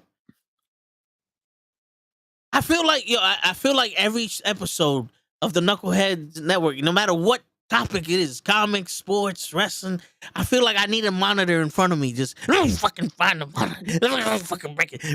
Like, we know she left her daughter. We know she's living in regret. We already know. See, with Kang, we don't know. Yeah, but again- we don't fucking know. dude, I wish that bottle was open. Yeah. Shit. But Kang, all right. Immediately when she saw all that shit from there, she distrusted Kang. Yeah, but before that, when they were Why collaborating, would he tell her a story that wouldn't help sympathetically bind them so she can fucking work on the machine? When all you got to do, if she brings up the daughter, well, I'm gonna get you back to your daughter. That's an easier path. I can get you back. No, I can get you back to your daughter, but he was selling her on something. It could make it seem like you never left. Yeah, but again, you would close the door and she would open the door and you would be standing there 30 years older and she'd be wondering what the fuck happened to you. No, I think he was gonna push her back into younger self. Who knew? They didn't explain that. New rock stars, why didn't you put that nuance in there? We gotta figure it out from you. One story. We're listening to fucking Scott Lang fucking literally reading a story about Endgame that we saw already. But was I the Hulk's baby or was I the Hulk? Like, but what I'm trying to see here. what story would he have told, and what relevance would that have had for, again, not for us. It would have, for us watching, cool. Something to But in the connect them. context of the film, why would he have done that? Maybe he wants to get out to save his wife. Or maybe he wants to get out to get revenge because people who killed his wife. Maybe we could figure out what the fucking reason he needs to do shit for. But we already know. Do we? What did New Rockstar say about it? The fucking rings? He wants to kill fucking Shang-Chi with the rings? Had nothing to do with New Rockstars. It has everything to do with, in the movie, he says that the other ones were fucking with the time too much, like children. So he wanted to burn everything down and start anew. No, he didn't say that. That's exactly what he said. No, you're mixing both Kangs up. At the end, they said they're fucking with the time too much and we got to stop them. This one just said, I'm going to win. Dude, he specifically said that the other Kangs were messing around with the time. No, they said they were afraid of him. No. Yeah. Listen, I'm telling you now, before we get into this fucking argument again, there is no reason for Kang to exist in the MCU. Not even the Loki one had a good enough reason to fucking control time. Everyone is, I'm protecting you from a worse version of me. You're protecting us from a worse version of you? What? Nigga, please. That's the weakest shit I've ever seen in my life. And then you're gonna argue with me about him. He can't even tell a story? You can't even fill us in on who you is, brother? Meanwhile, we know who the fucking Minotaur guy from She-Hulk is. We know that the vegan in Moon Knight wants a bit of steak. The best bit. We get that. But we can't get a little thing here or there. You know, show me who you is, player. And Taquan, I'm going to say this shit until I'm blue in the face. It is not a fucking excuse when they talk about, oh, they're putting out the movies too fast. They're hiring different people to do each movie. It's not like they said, you 6 motherfuckers are going to make 12 movies and I want them done in 6 months. That's a different story. Everyone has their own movie and their own time to do it. It shouldn't take long for you to come out with something that makes sense. Something that has some kind of gravitas to it. The fucking the Guardians of the Galaxy had the same amount of time as everyone else, and that movie was fucking phenomenal. Fucking Black Panther, Wakanda Forever, fucking phenomenal. There's no excuse for Ant-Man to be so fucking bullshit. You're telling me that they were so rushed that the director couldn't go, all right, this time with fucking feeling? Is that what you're saying? They're so rushed that they said, fuck it, we only got one shot at this. Whatever we record is what we're putting in the movie. That's not a fucking excuse. Do the shit better. We don't need more time in between movies. We need better movies in between movies. I'm not making an excuse. I'm just stating less projects. No, it wouldn't. It wouldn't be better for nobody. Then what? We're gonna sit here and watch the Sisterhood of the Traveling Pants 12? Shit. Do better. How about that one? Let's start with that one. Yeah. Use the words this time like you mean it. Namor, the air quality is so good here, was more convincing than have I bitten you before? Come on, man. Come on, man. That's not writing. That's just actor. No, but you see, the directing is the problem. Do it with feeling. You act like you're scared.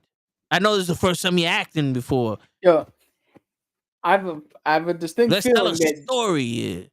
I have a distinct feeling that you're gonna be disappointed for every Marvel movie from here on out. Because I don't give a fuck what Kevin Feige says. I don't give a fuck what any of the fans say. You can't replicate the Infinity Saga. They shouldn't have tried. We shouldn't be doing just different fucking sagas.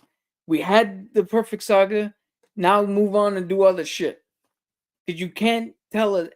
The Infinity Saga had a singular through line.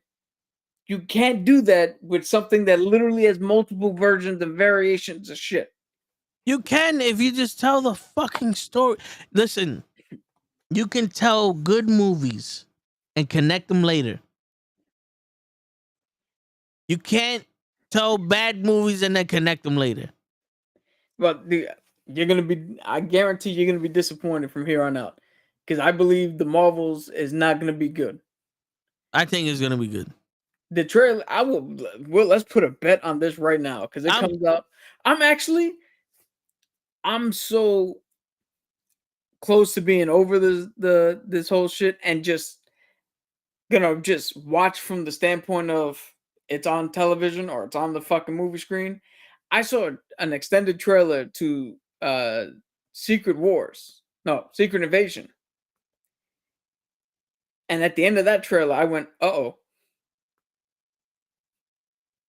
There's only one trailer that I saw and said, oh, this movie's gonna suck. And that's the Flash movie.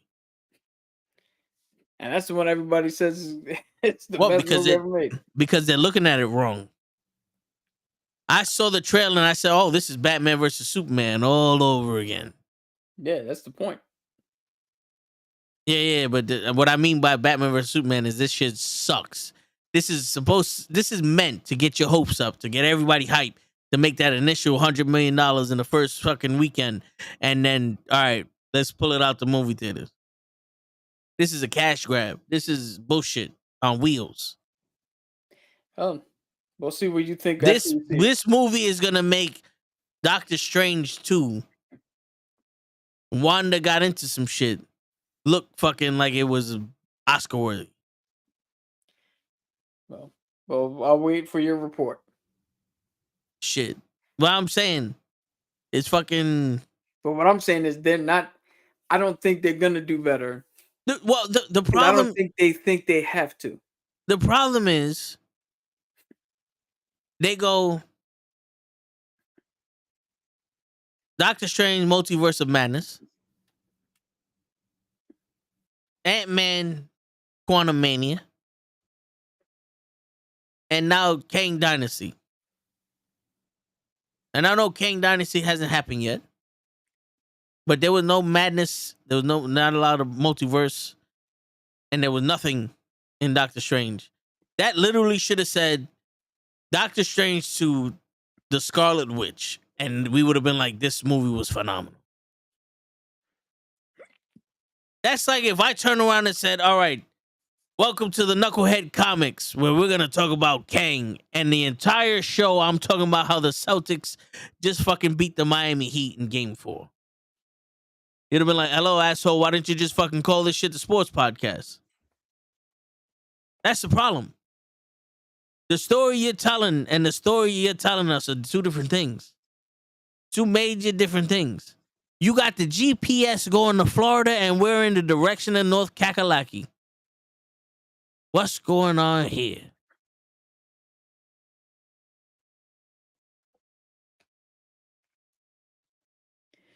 Yeah, but I wholeheartedly believe that the next crop of movies are gonna go the same way. Where they're just gonna tell the stories they want to tell. And we're gonna come right back here and go, even with Captain America 4, be like, yo, Captain America 4 was fire, but it didn't do anything. It didn't touch on anything. This is what you got to do. We got a Kang movie where he's telling a story, and we have the Black Knight, or what is this fucking guy's name? Shirley Temple. Shirley Temple from Game of Thrones. John Wall, or not? Yeah. John Wall. Jon Snow. Yeah, he's the Black Knight. You're the only one, yeah. But you're the only one who actually watched Peter Dinklage and Khaleesi are my characters. Everybody else, I don't know. Fuck y'all. Too many fucking names. Too many fucking dragons. I can't remember all. But anyway, he's the Black Knight. Yes. We could have a story where the fucking Black Knight and the Celestials are going at it, and Kang is like, yo, this is not how it's supposed to happen or whatever. We could tell the story of how he saved the fucking Avengers, and they pruned that timeline. Remember, in Loki, they're pruning timelines. We can have stories of timelines that were pruned. Yeah, People like that never happened. But what purpose would that serve? To show his fucking power. To show the fucking different variations of Kang. To show why they don't say this shit. Like, this, to show Kang. Stop telling me time isn't what you think it is. Start showing me some shit. Show me one victory of Kang. Please. One. There's a fucking Egyptian Kang that's a cyborg. There's a fucking Japanese Kang that's blue. There's a fucking cyborg Kang that's human. And then there's a Skrull Kang that's screaming. We don't know what the fuck is going on here, but one of them got their ass whooped by Ant-Man. And now I want to see Kang in his fucking glory. Okay. Now, I get that, but to put it in perspective, Thanos was getting his plans beat to shit until Infinity War where he showed up. Yeah, his plans were the Accuser got fucked up. Loki got fucked up. The Chitauri got fucked up. Yeah, but and then Thanos came in and wrecked shop. Yeah, but I didn't hear you before Thanos came in to wreck shop. I didn't hear anybody be like, show me Thanos fucking winning one goddamn thing. Because Thanos hasn't shown up yet. Thanos was everywhere. The motherfucker was literally in Guardians of the Galaxy. Yeah, he was in the end credit. No, he was in the movie Guardians of the Galaxy. In the end credit. Not in the end credit, in the movie. Yes. He got an end credit. Yes. He got a credit for being in there, but he wasn't in there. It wasn't Guardians versus the Thanos. It was Guardians versus fucking Ronan the Accuser. When Thanos has arrived, Thanos whooped ass. He had screen time and but you see what this is the problem that you fucking people, you people like to write your own stories, but then when I tell you how they fix them, you want to keep with your shit. Yeah. He was in Guardians of the Galaxy. Was he the main bad guy? No, he was the guy telling the main bad guy what to do. I get that. All I'm saying I'm is, talking to Daquan. Yeah, all I'm saying is, like, I don't think we necessarily need to see victories when we know that there's 75 of them. We don't know this. You just said we're making movies for show. Show doesn't know that Kang can time travel right now. Well, I mean, if you watch that end credit, no. If you watched fucking the second Suicide Squad, you realize that Idris Elba is not fucking Deathstroke or Bullseye or whatever the fuck this guy's name is, and they're two different fucking people and two different daughters, but he still asks a question. We can't write movies for show and then expect everyone else to know what's happening. No, it was an end credit. Everywhere he went. But here's my question. They gave him credit at the end. Here's my question. You just said make a movie about a timeline that where he's telling us a victory. No, show us some shit. They're not make a movie. Show us in the movie. Like, let someone speak about Kang. Like, yo, Kang is this. And then they talk about a timeline that was pruned and no one remembers the shit. They can even talk about a different universe where he went back to go fight to be fucking Ramen Tut, and he was trying to get after Apocalypse and he fought the Fantastic Four. So I get all that, but my question is, if that timeline was pruned. Listen, the reason why I'm saying this, because I would rather see that and have no point to it than to watch him and a woman pick up fucking liquid from the floor and put it in a bowl and turn the shit red with no nuance to it. I'm sorry. You can't do this and call it science and have me in. No, fuck that. You're telling me the story. He knows your entire fucking life. He called her Peanut or Cashew or little Matey in Red or whatever the fuck her nickname was. He called her that shit. He knew everything about her. Everyone knew everything about what's her name? Charlotte's fucking family. Janet? Yeah, Janet's fucking family. Everyone knew about them. But we can't get a fucking story of Kang. Not what happened after she left. Not what happened while he was there. Not what happened before he got there. Not what happened when they were there, but they was like in that mode where it's like, all right, this is a little awkward, but we're friends, but I don't really know you like that. Nothing. But they know everything about Janet Van Dyne.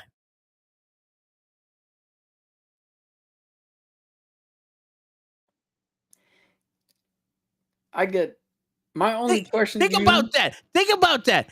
Listen, everyone in the movie knew what was happening except for the people watching the movie. We had to assume. We had to assume that he took over the quantum realm and people are afraid of him. We had to assume that Cassie had a relationship with people that were fucking wasted.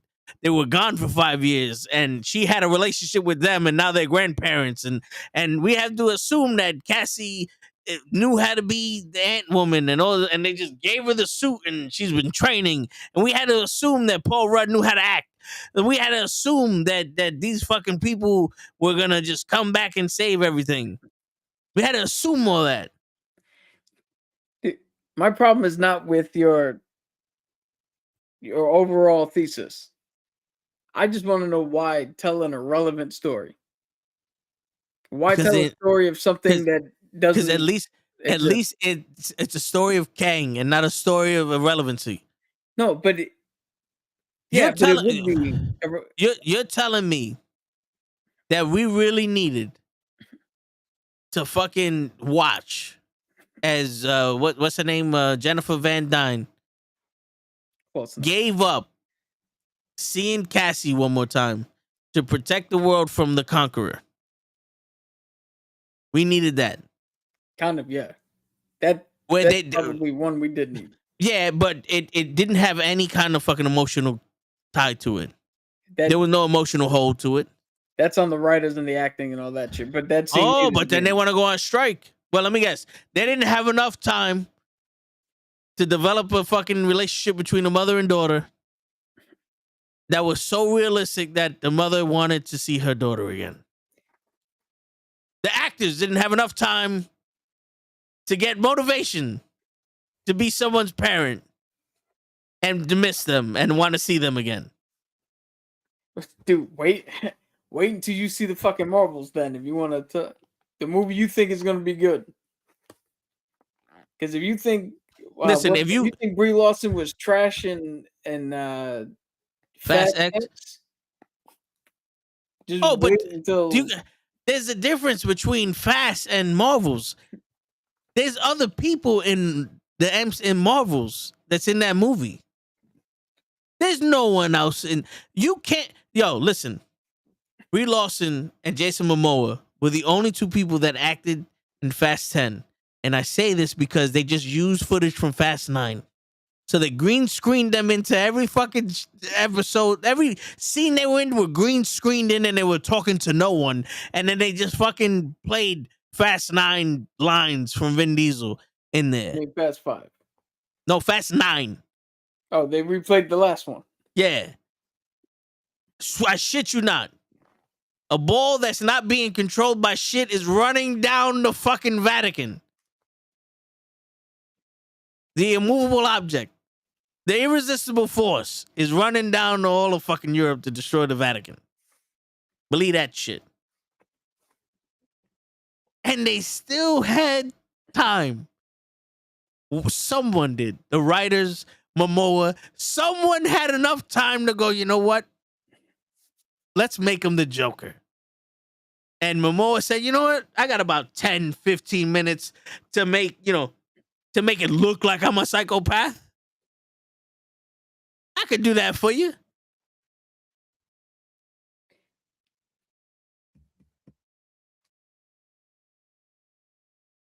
In Ant-Man 2, Hank Pym cared more about his fucking daughter than anyone gave a shit about Cassie in Ant-Man 3. What are you talking about? Scott fucking clearly cared about his daughter. He just kept saying her name.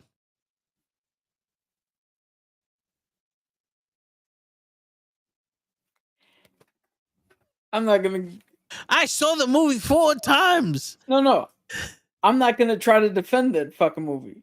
So I'm not gonna sit here and waste brain power and trying to think of defense. My only question is, my only concern is with your thing is, if he tells a story about a timeline that was erased, you defeat the purpose of the story because he clearly lost that battle because that timeline is erased and it never happened. So that's still another loss, not a victory.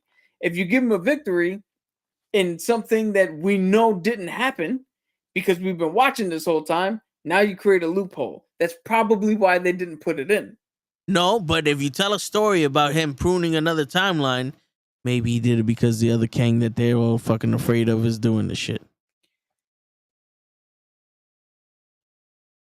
Maybe they can match those stories with the Kangs that they're worried about. Maybe they can. Him. So far, that's what fucking New Rock Stars and Age of Ultron podcast is telling us. Because MCU ain't saying shit to us. The movie ain't saying shit. I'm pretty sure the movie said something, but the movie said shit and showed a bunch of Eternal style lights. And now look, we invented Shang-Chi's 10 Rings of the Gauntlet. You really hung up on something that had nothing to do with this movie. But it was there. That was the biggest fucking Easter egg we found. Come on, man, with this shit. I'm just saying. Something could have happened. What if he would have turned around and said, "Are you the guy that stretches? Haven't I killed you before? Aren't you the guy that stretches?" Because then it would have been like, wait, you killed the Fantastic Four?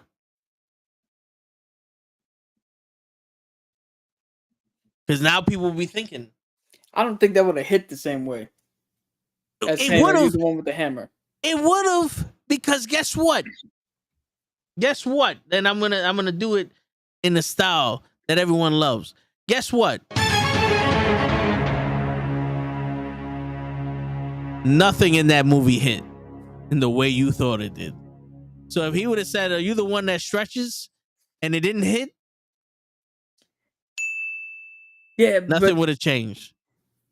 But something would have changed because then I would have been like, "But Fantastic Four is not. They're never the Avengers. He's never in the Avengers.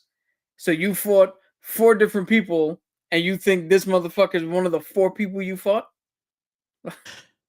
Well, he doesn't have to say that he's a fucking Avenger. He could just be a part of a team wearing a stupid ass suit. Because believe it or not, boss, we have seen the multiverse before, and we did see Reed Richards. Yeah, which to my next point, how easily he was dispatched. There you go. You would have just been like, all right, so the Fantastic Four is apparently easy to kill no matter what they do. There you go. And now we get fucking Fantastic Four in this shit. But dude, it sounds to me like you just want one individual movie. You just want one continuous movie. No. You 90% of that sentence is right. Take out the continuous and put in good. And then there you go. You just want one good movie. Yes, at a time. Yeah, but a good movie does not mean that all the connective shit that you want in there doesn't need to be in there for the movie to be good. I understand that. I understand that, but here's the thing though. We did the movie that didn't connect shit and it sucked. So why don't we try something different?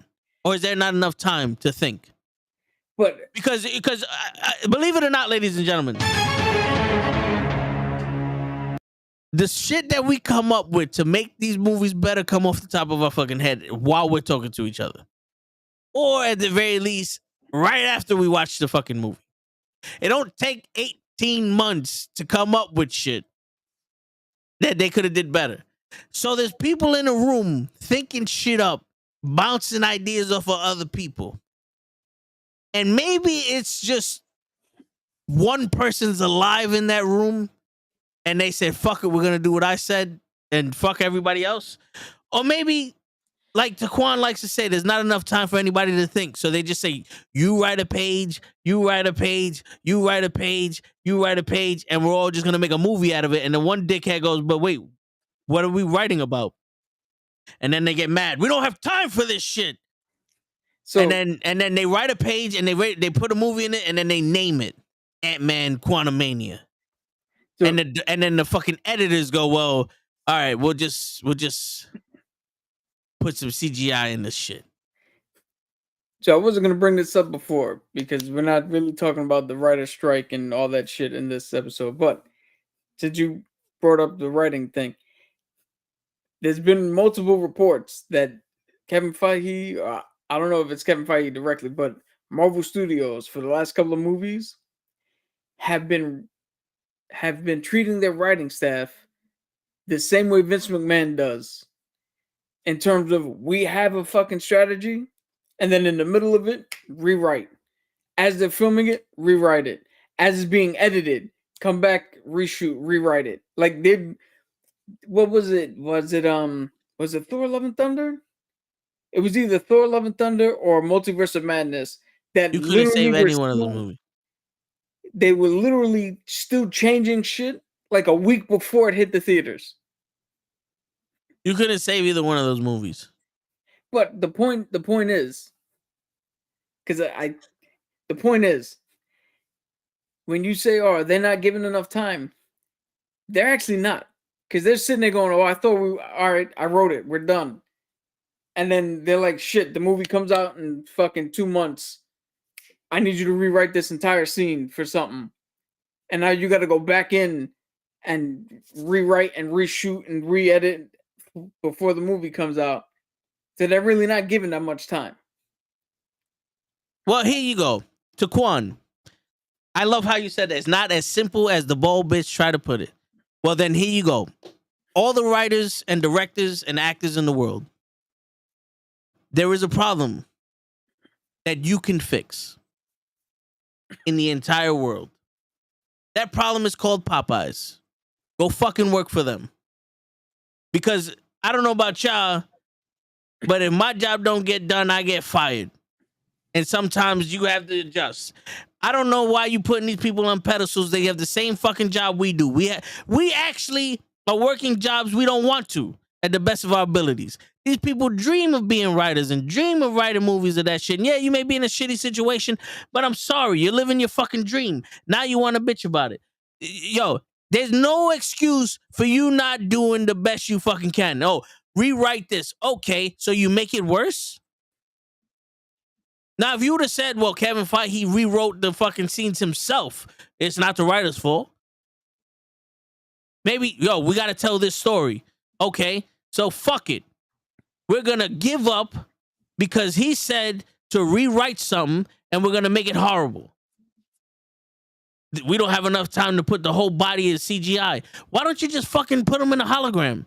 You think that CGI existed when the first Star Wars fucking movie came out, but they had these motherfuckers a Force Ghost. Yeah, but dude, they had way more time than what they did. But this is the thing, though. People have done more with less, and now you're bitching because rewrite this shit? You can't say things in different ways? How many times did we write essays in school? Yo, rewrite this. This don't make no sense. How many times have you written an email going, wait, this don't make no sense. Let me rewrite it. Or did you go, fuck it. Book here now. What? But dude, I've never had to rewrite an essay or an email 30 minutes before it was due. I have. Yeah, but I mean, you weren't a Mensa candidate in school. Well, it don't fucking matter. Why all of a sudden everybody gets this fucking excuse and a special treatment? Bullshit. Yo, sorry. Everyone deals with shit. Everyone doesn't have the perfect working and fucking environment. That is no excuse for you to turn up shit. It's no excuse. Dude, like I said, you're gonna be disappointed with the rest of the Marvel movie slate coming up. No, I'm not. No, I'm not. I am not gonna sit here and accept mediocrity. Like Lay likes to put it. Your people sat here and you got used to mediocrity and now you accept the shit. I don't accept it. So are you just not gonna watch them then? No, I have to watch them. I have to watch them because, contrary to popular belief, I'm helping them. I'm fixing the fucking MCU. I gave you 3 ways you can introduce 3 different fucking people with Kang in it in himself, and you people are calling me fucking crazy. Meanwhile, we got Meanwhile, we got ants that are thousands of years in the fucking advanced civilization in the quantum realm. That's perfectly fucking fine. We got a warrior princess who has no emotional fucking range in the movie, trapped, who's afraid of Kang, who winds up kicking the shit out of everybody. That's perfectly fucking fine. We got a daughter who don't know shit, but turns out to be a fucking emotional hero of everything. Perfectly fucking fine. We got Hope Van Dyne, who's supposed to be the baddest motherfucker in there, trained warrior princess who doesn't do shit and still fucking hanging on her mom's tit. That's perfectly fucking fine. But when I say give this motherfucker some gravitas, you can't do that in a movie within 8 months of them writing it. It's unfair to the writers to have a character have some kind of gravitas. It's impossible. Dude, do you know his Jonathan Majors' performance of Kang was the only thing that's universally loved in that movie, and everybody universally says he did give that character gravitas. That's not the character we need gravitas from. We needed it from every other person. Jonathan Majors can give an Oscar-worthy performance. If everyone else in that fucking movie sucks, it's not gonna do nothing. It's not gonna do nothing. I done told you, look, Namor gave beautiful fucking acting when he was explaining why he needed to kill the girl. If Shuri didn't butt him on that and have a conflict within herself and show that in a range where it complemented Namor's acting and it complemented the story of the tussle that these people are about to go into, it would have meant nothing. You have a man who runs everything by fear that no one fears him. Good acting or not, that doesn't help the movie. The more you watch it, the more you see, oh, this shit sucks. Yeah, but the examples you put, Rorschach, not the Watchmen, garbage. But watch it more than once, and you start seeing little things where Rorschach, yeah, he's crazy and all that other shit, but then he's the only one that's not willing to sacrifice millions of people, no matter what the outcome is. But because of that veracity and everyone else going, well, you know what, not for nothing, it's actually going to help. And he goes, nah, fuck that, you're going to have to kill me. And then they wind up killing him. And it still hurts people because they know that deep down inside, he's right, because at no point is it worth millions of lives to fucking end the war that you go, damn, this is actually fucking deep. And the fact that the scientist is so fucking cold, and it's like he's so cold and based off of knowledge that he actually turns Dr. Manhattan to go, you know what? He's right. I should take responsibility for this shit. And then Dr. Manhattan goes to live on the fucking moon. If the comedian wasn't so much of an asshole and then changed at the end, the growth, you wouldn't have felt sorry for him when he died. It's like, it's one of those things like, oh shit, he deserved it. But then even when he did die, it was like, damn, bro, like that's the like, it's not hard. Yeah, but now I take what you said, but you just said that in order to get there, you had to watch that movie like 6 times. Or you just told me to watch that movie multiple times to pick all that up. So the more you watch it, the more you see shit like that, because it's not apparently there. But the more you watch Ant-Man, the more you see how everything is lacking. Yeah, but here's my overall point.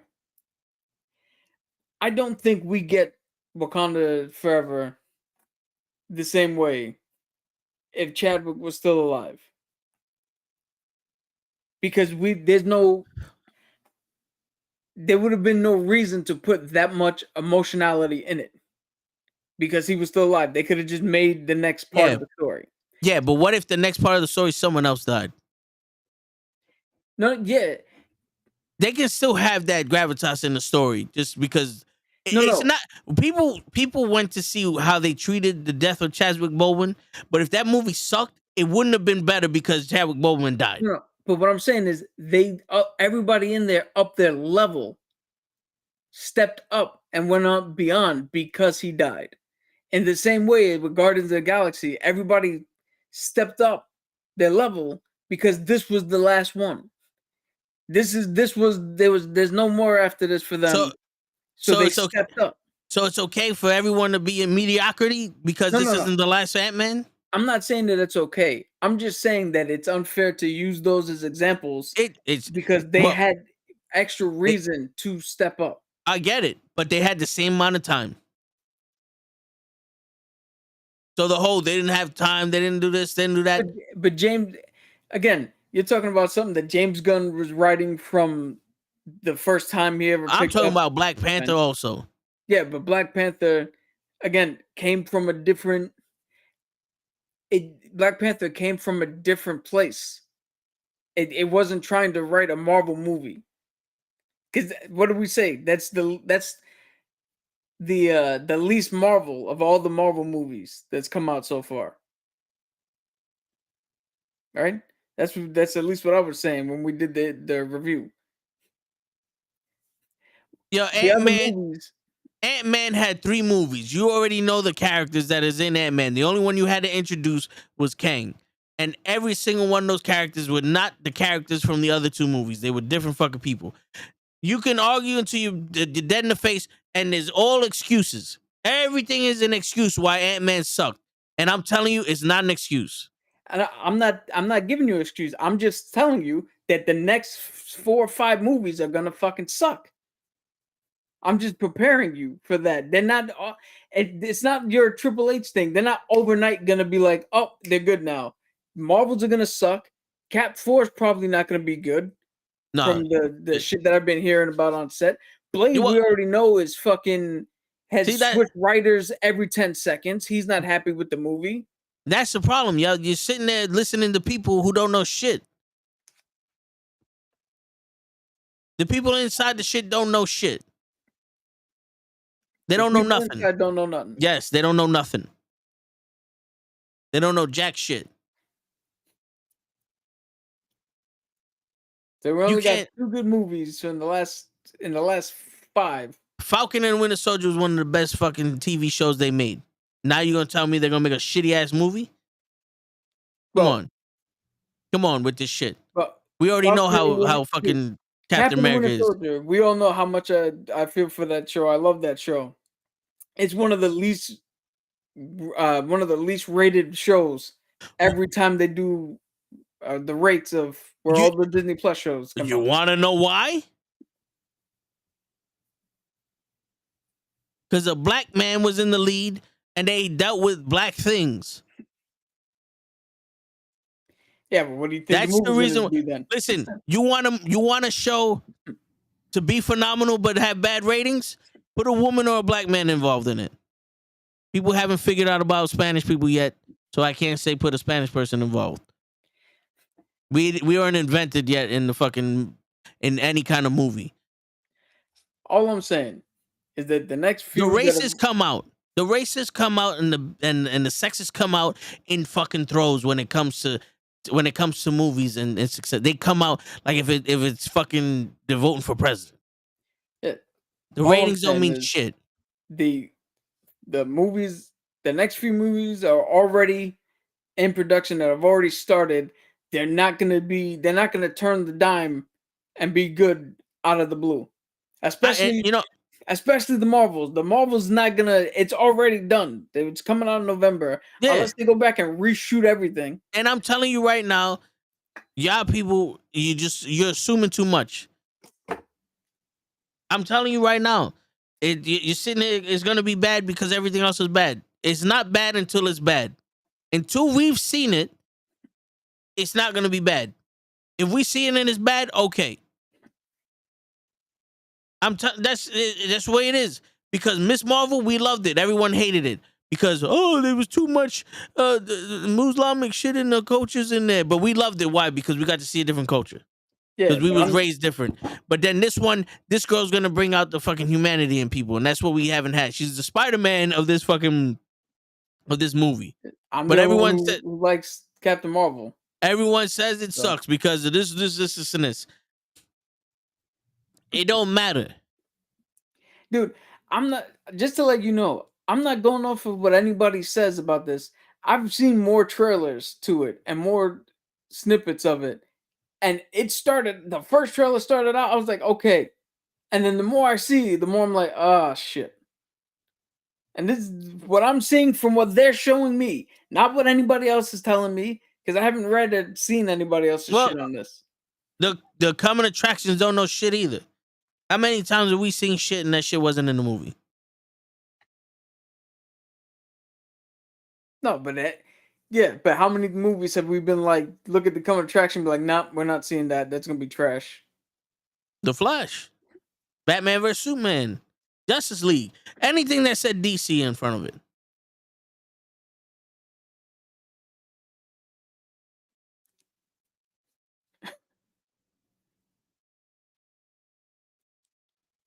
I'm just preparing you. Suicide Squad. I'm just preparing you because you're gonna be singing the same tune of Marvel. You got to do better for the next few movies. And I'm willing to do it. I'm the voice of the voiceless. I'm the one willing to sit there and go against the fucking conglomerate and tell them we demand better. You're gonna put me in a 4DX fucking movie and I'm doing this shit, moving around, just spraying scented fucking gas at me, trying to fucking kill me with some fucking overdoses, iodine or some shit, but I'm too strong for that shit. I want to talk about, this is most interactive shit. Motherfucker, I've had concussions in movies before. You put me in a rocking chair talking about, this is interactive. Fuck out of here. Dude. Just saying, man. I think it's time to, just like in wrestling, man, the ebbs and flows. It's on a fucking downturn right now. It's not on the downturn. All we do is talk about how bad the fucking movies are. No, because it has nothing to do with. It has everything to do with the writers and the actors and the fucking people telling the story. Everyone that's on strike right now, it has to do with you. You're the reason. But that's not going to change. It needs to change. But then how? How is it going to change if you just... Everyone, it's the same people. Listen, then fire them. Don't bring them back after the strike. Fire them and get new people to write it. You want people to write it? Fuck it, we're here.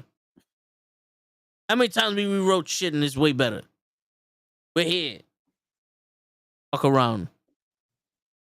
We'll even put rings in the shit so that people so other people could put the Easter egg. Shake the rings. The rings. Well, you take that stance.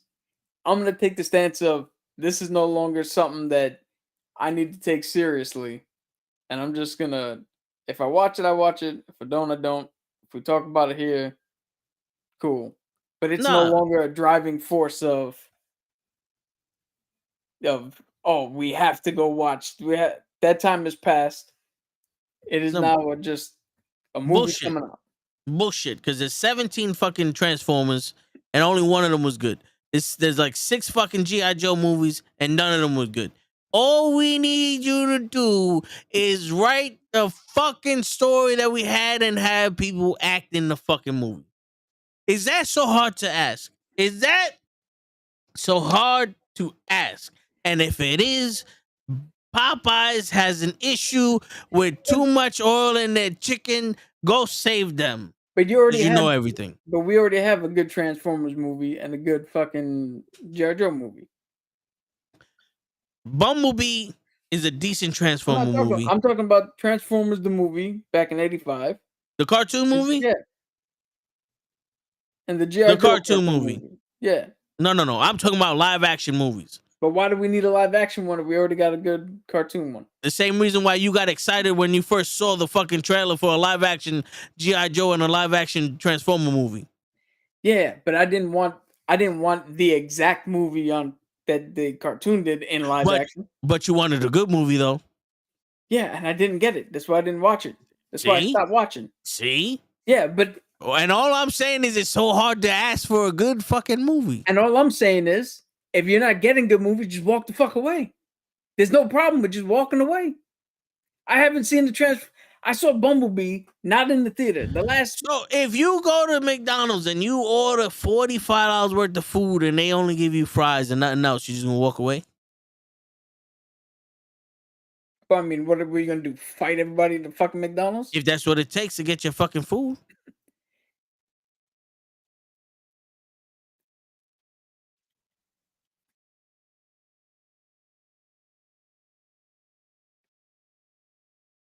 Dude, I'm struggling in your thing because if that's the case, then you just don't ever go back to that McDonald's. Without your food, you're never gonna ask for your food. No, you try to get your food, and then that's what I'm trying to get my food right now. But don't ever go back to that McDonald's. Go to a different McDonald's. Watch a different movie. I'm still in the process of trying to get my food. You're taking too long. No, they're taking too long. I thought we had deadlines. So we had deadlines. Ask your money back and leave. No. You do know that it is okay to walk away and take a break from something that you enjoyed that's no longer enjoyable and come back when it is enjoyable to you. You don't have to suffer. That's why I stopped watching sports. You don't have to suffer through bad seasons or bad whatever, hoping that it'll get better. And do something else until it is. And it's also okay for you to sit here and demand better for something that you're interested in. No, yes, you can. I just can't. No. I'm not saying you can't. I'm just saying that that shouldn't be the only that there's two roads you could take. You can take your road, you can take my road. Both are acceptable answers. And I'm just telling you now that I am the voice of the voiceless.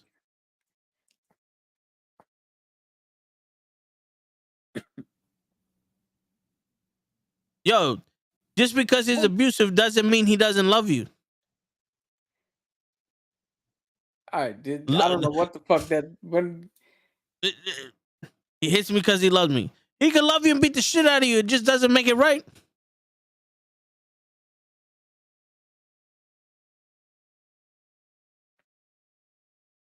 I'm just saying, I know you guys don't want nobody to say shit about nothing so we can live in this mediocrity. But my ass can't sit here and quiet. No, but see, I'm not living in mediocrity because I just don't go. I just only watch a good movie. How do you know it's good? How do you know it's good? If I see enough of it and I'm like, I think this is going to be good, I'll go watch it. Dude, to be completely honest, I didn't want to go see Thor Love and Thunder, but I had to because of the fucking podcast. I didn't want to see Ant-Man Quantum Mania, but I had to because of the podcast. I'm not going to go see The Flash. I'm starting to see, shit that's put me in doubt for the Marvels coming up. But I had these things I have to watch because of the fucking podcast. So you would rather never watch another Marvel movie than demand for them to make a better one? What I'm saying is that what you're saying? No, you would rather sit there and never watch another Marvel movie because they're gonna keep doing the same shit than have someone demand better. Let's put it this way: you've seen me here. I've been a wrestling fan, right? How much wrestling have I watched in the last 10 years? Just pay-per-views. I don't watch any of the other shit. I mean, again, there's two different roads. You could take the road where you try to demand better from them. I'm just going to take the road where right now it's bad. I'll just go watch something else. How often do I actually go to the movies? Even when there is shit that I'm like, I might want to go see that. I don't fucking go to the movies. That still don't answer my question.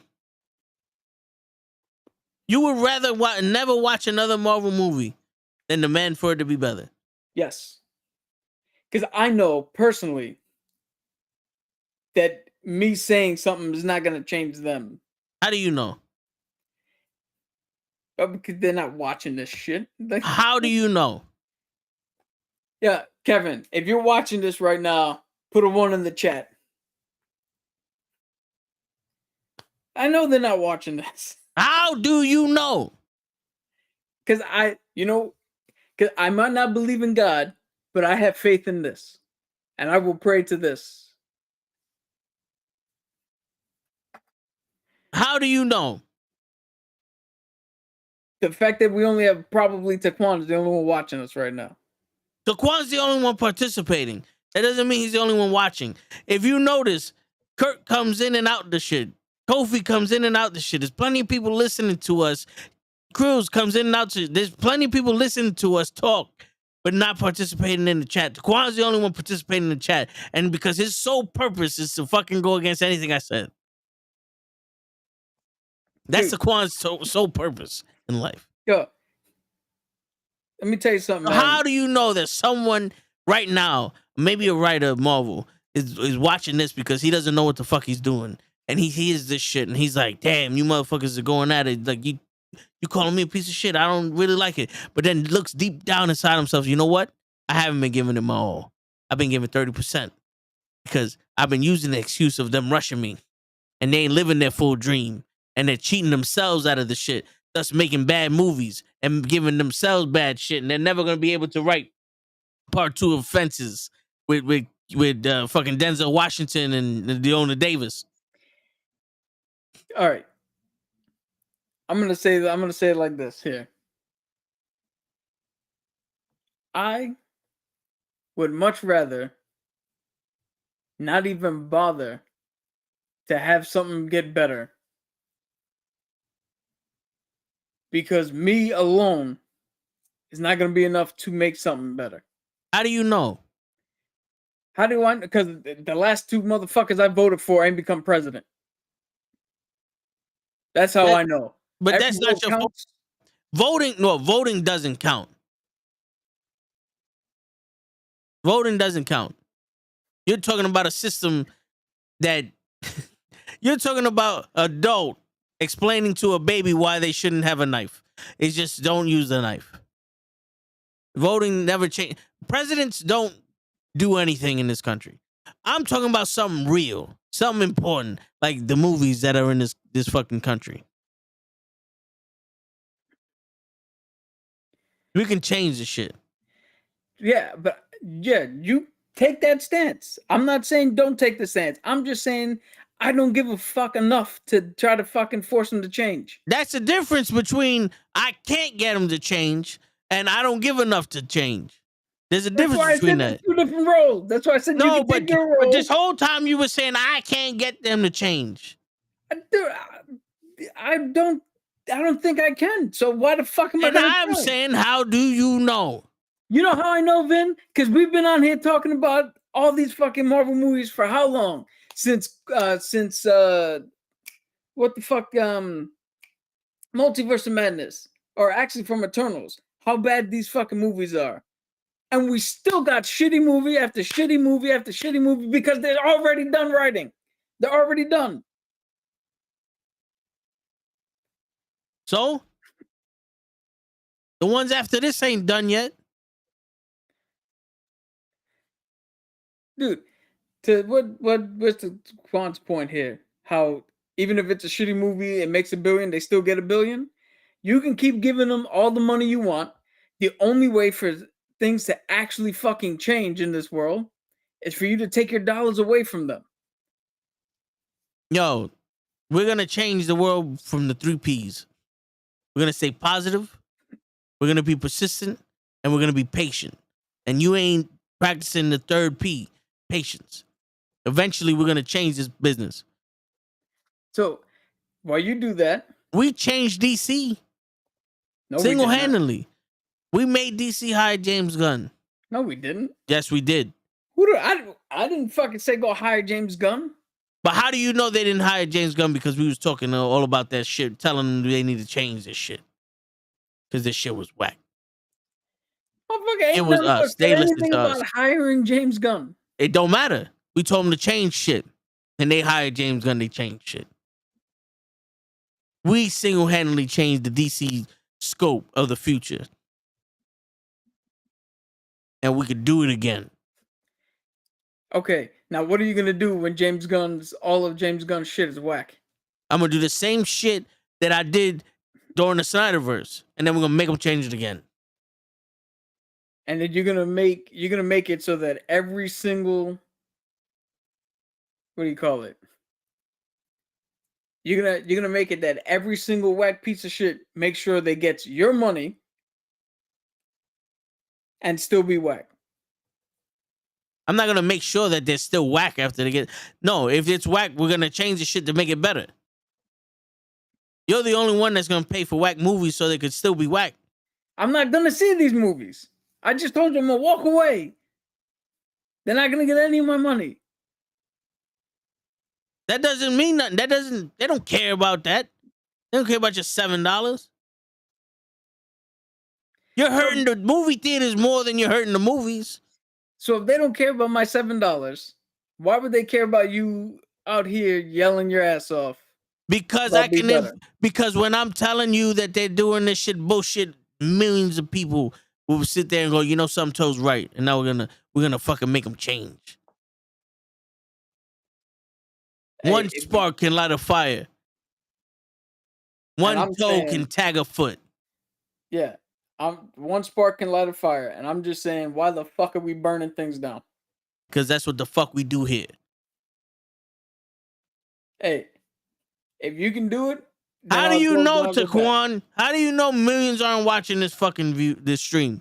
How do you know we're not in the middle of fucking Afghanistan during their fucking stadium run and there's one giant fucking stream and there's 80,000 people watching that one fucking screen? How do you know? You fucking world traveler? Huh? How do you know? Don't give me this bullshit. Remember, YouTube and all these social medias want to control you and give you all these false narratives. I know what the fucking truth is. Ladies and gentlemen, I know what the fuck we do. I know what the fuck happens here. If you're one of the millions watching this, the better way to enact change, and this is coming from somebody who lived through the Dungeons & Dragons WotC debacle earlier this year, because I did this exact thing. The better thing to do is pull all your money out of there. Don't go watch the fucking movies. Don't watch the shows. Make sure everything tanks so that they have no choice but to fucking do better. You can yell to high heavens all you want, but if you still give them money, they're not gonna care. So, if no one's watching the movies again and no one says anything, they just stop making movies. And now we're sitting here watching the fucking Notebook and watching fucking Fast 17. Oh, you mean like it was back in 1999? Yeah, when there's no good movies out. The Matrix? Ever heard of it? I've heard of Matrix 4. You heard about it? Dude, the best way, trust me, if anybody follows what the fuck happened with WotC, and we covered it a little bit here, we all pulled our money out of D&D Beyond. We all stopped buying the books. We all showed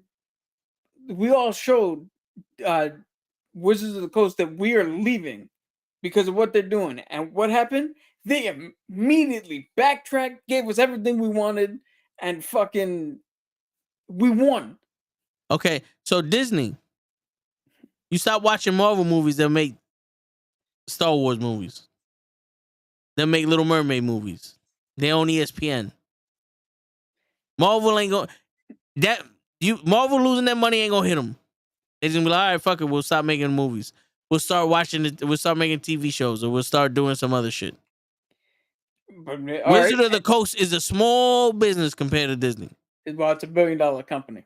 So Disney's like $100 billion. Compared to Disney, who buys $1 billion companies? Dude, so Are they fucking up with Star Wars yet? It depends. If you're talking about the same people that didn't like Falcon and Winter Soldier, because they put a woman in the fucking lead, yeah, they're fucking up Star Wars. So, all right. Remember, they made the mortal sin of having a black woman in one of the shows, and they almost started a fucking riot in this fucking country. Should we stop watching Star Wars then?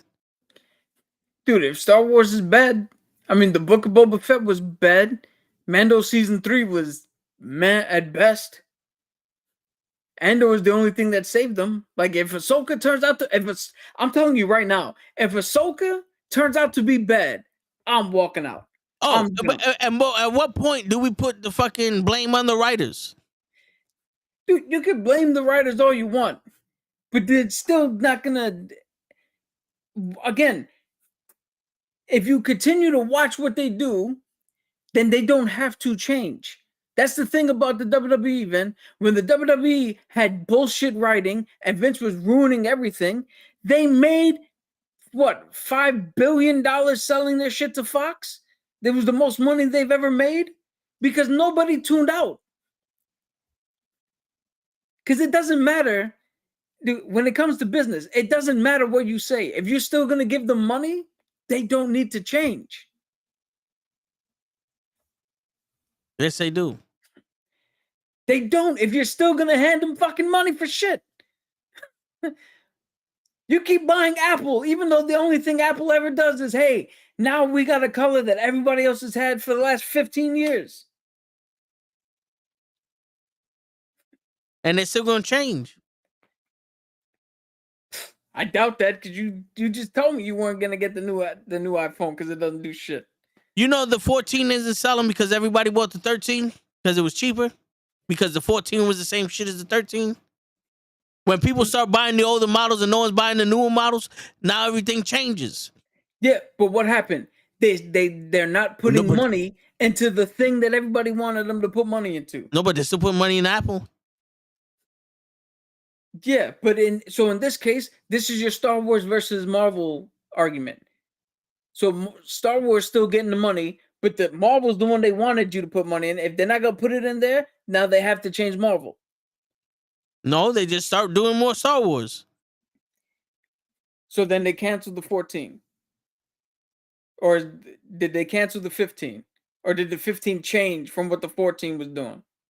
There's rumors everywhere that the 15's changing everything. So that's a direct result from the 14 not getting the money. Had nothing to do with the 13 still getting the money. That's my point. If you take the money out of the thing that they wanted you to put money into. No. They're changing because if the 13 is the same shit as the 14 and the 13's cheaper, they bought the 13. No one's buying the new shit, which is more expensive. Yeah. So now the 15 has to be different. Different enough to make people buy it. Which means they have to change it because they're realizing you can't just put the same shit out again and again and again and hope people just buy shit blindly. That's why pulling the money out worked. If the 15 is indeed different. But Apple still made money on the 13. Yes. But here's the thing though. People bought the 13 because they were complaining that the 14 was the same shit as the 13. And Apple heard them and said, okay, now let's change shit up. So people buy the 15. Yeah, because the 14 was not getting the fucking response they wanted and not getting the money. No, they still got the money. It's only $100 cheaper. It's not like the 13 was $50 and the 14's $1,800. It's only $100 cheaper. This is the shit. I'm telling you that people were complaining the 14 wasn't big enough change for us to invest our fucking money into it, and they changed the 15. If people are saying, yo, these movies are whack and it's not enough to invest our money into it, but they're still gonna watch all the other shit on Disney, and Disney's like, yo, we got more people watching the first fucking 3 phases than the 4th phase. Maybe we should change some shit because people are complaining about this shit. Not if everyone stops watching Marvel, well, fuck it. Throw Marvel in the back burner then. No one's watching it anymore. Okay. That's what's happening. You think the WWE could sit there and go, well, no one's watching WWE, fuck it, throw it in the back burner, we're going to go to XFL? No. They have to change. There's no other reason for them. Disney can give a shit if Marvel doesn't make any money because there's so many other things that make money for them. That's incorrect. No, it's not. That is because No, it's not. the theme parks have lost money under Bob Chapek. That's why they fired him. All the Disney Plus shows, on May 26th, a ton of Disney Plus shows that haven't scored high in ratings are disappearing. Willow's going, Big Shots is going, a whole bunch of TV shows that did nothing are leaving the platform. They're not just staying on. Thank you. For what? For actually confirming what I just said. No, nobody's watching them. So they got rid of them. Yeah. So if no one watches Marvel, they're going to get rid of them. But maybe that's a good thing if they can't make good movies. But that's beside the point. How is that a good thing? That, dude, Well, you're missing the point. No, you're missing this. That's what I said. When we go your route and no one watches Marvel anymore, they're going to stop making Marvel movies. I'm completely fine with that. You speak for everybody? No, but again, this is my point. You force their hand to change when you take the money out of the thing they want you to put money. And the way they change is get rid of it and we'll do something else. Not we'll make it better. Well, how do you know? How do you know they're not going to? How do you know just they're not going to make it better? You just gave an example. You just gave an example of all these shows. I gave you an example of Disney Plus, but not of Marvel. How do you know they're not going to do that with Marvel? How do you know that taking the money out is not going to force them to make Marvel better? How do you know? Because you just said. How do you know? See, it's not so fun, huh? No, because listen, how do I know? Because you said it. Dude. You just said June 26th, they're taking away all the shows that didn't make no money for them. Taking them away. Ain't gonna be no Willow 3, no nothing. Yeah. Well, so now here's the thing. If Marvel, right? If we stop giving Marvel money and they turn around and go, well, Marvel goes away, then you were never gonna win, man. Hold up. Taquan, they own $1 billion Marvel studio. They made that money back tenfold with fucking Infinity Saga.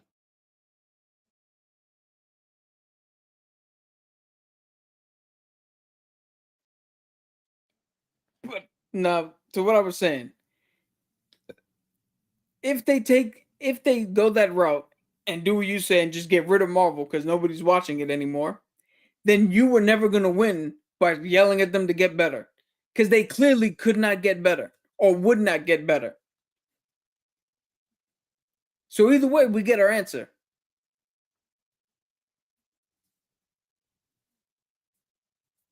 Technically, they can license it out to others like they did with Fox and all. So they're making money no matter what. And I'm just saying, we just demand them to get better because it puts pressure. It puts pressure on Fahey. Because there's a difference between, yo, this shit stop making money because your product sucks, so we're not gonna do it anymore.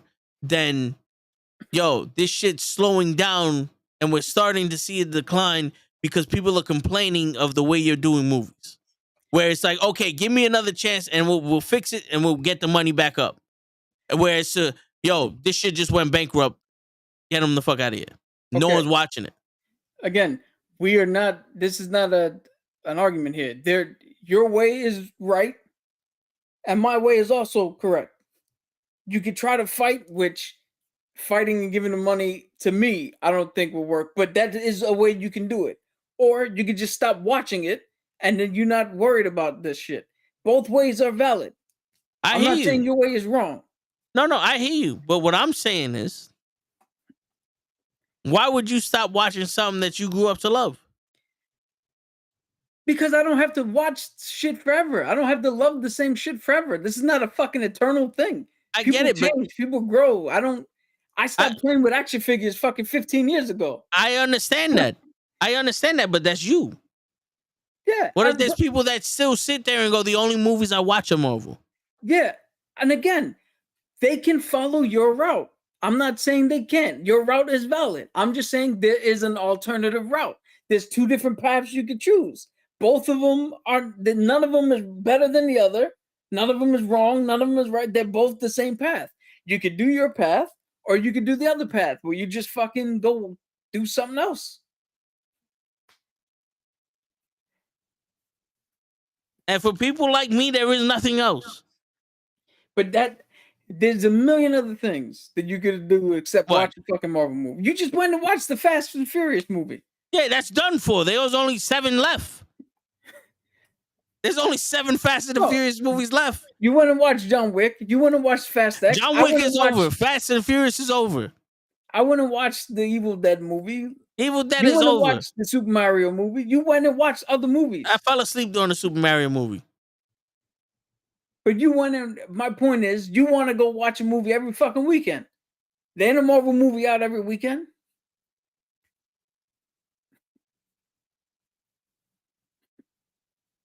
But what about the people that only watch Marvel movies? That sucks to be you if that's the only thing you watch. And they go away. Dude, there were people back in the day who only watched Westerns. When was the last time you seen a fucking Western? Western had their big explosions in the 50s and 60s. And then once the 70s and 80s came around, they died out. Because they kept doing the same shit. They kept doing the same shit, and there wasn't a toe back then the fucking demand for better. Yeah. Okay. But that doesn't negate the fact that every genre has its fucking time in the light, and then it fucking disappears for a little bit. And so we're in a stage where it disappeared. Good Marvel movies. Now let's go back to where it was. Let's go back to the light. Marvel has not disappeared. No, good Marvel movies disappeared. Now let's get back to it. Good Marvel movies is not a subgenre, Vin. Yes, it is. It's either all of Marvel or none of Marvel. There's no. Nope. Guardian was an excellent movie. Wakanda Forever was an excellent movie. Yeah. So then, do they have to change the formula? Yes. No. Why? You just gave 2 examples of good movies. You know what? You know what? They didn't deviate their plan from. Yeah, but you just said those movies weren't the formula of Marvel. Because now the new formula of Marvel is have shitty acting with no subplot and no fucking nuance to anything, and then just call it a fucking story.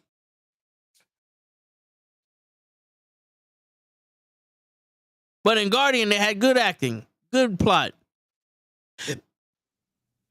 good storytelling. And I had no problem with that one. All I'm saying is, it's not this fucking hard to have a movie that has a story in it that makes sense, where the actors convey the fucking story that makes sense, that tells you what's going on, that fucking lets you go in and feel the fucking emotion, where there's acting, and acting also has nuance to it. When you have people shaking in their fucking boots because of the high evolutionaries standing next to them, I can tell they're afraid of them. Yeah. But when people are making smart ass comments to the guy that's choking out his fucking daughter, problem. Dude, we just did a comparison of phase 1 to phase 4. And we came to the conclusion that there was a draw because there was only 3 good movies on each side. Which means then, all the other movies combined were shit. We went to a draw. But then we also said, what phase would you rather rewatch? And we all said phase 1. Yeah. But within phase 1, there's the Thor movie you don't give a shit about. There's a Cap movie I don't give a shit about.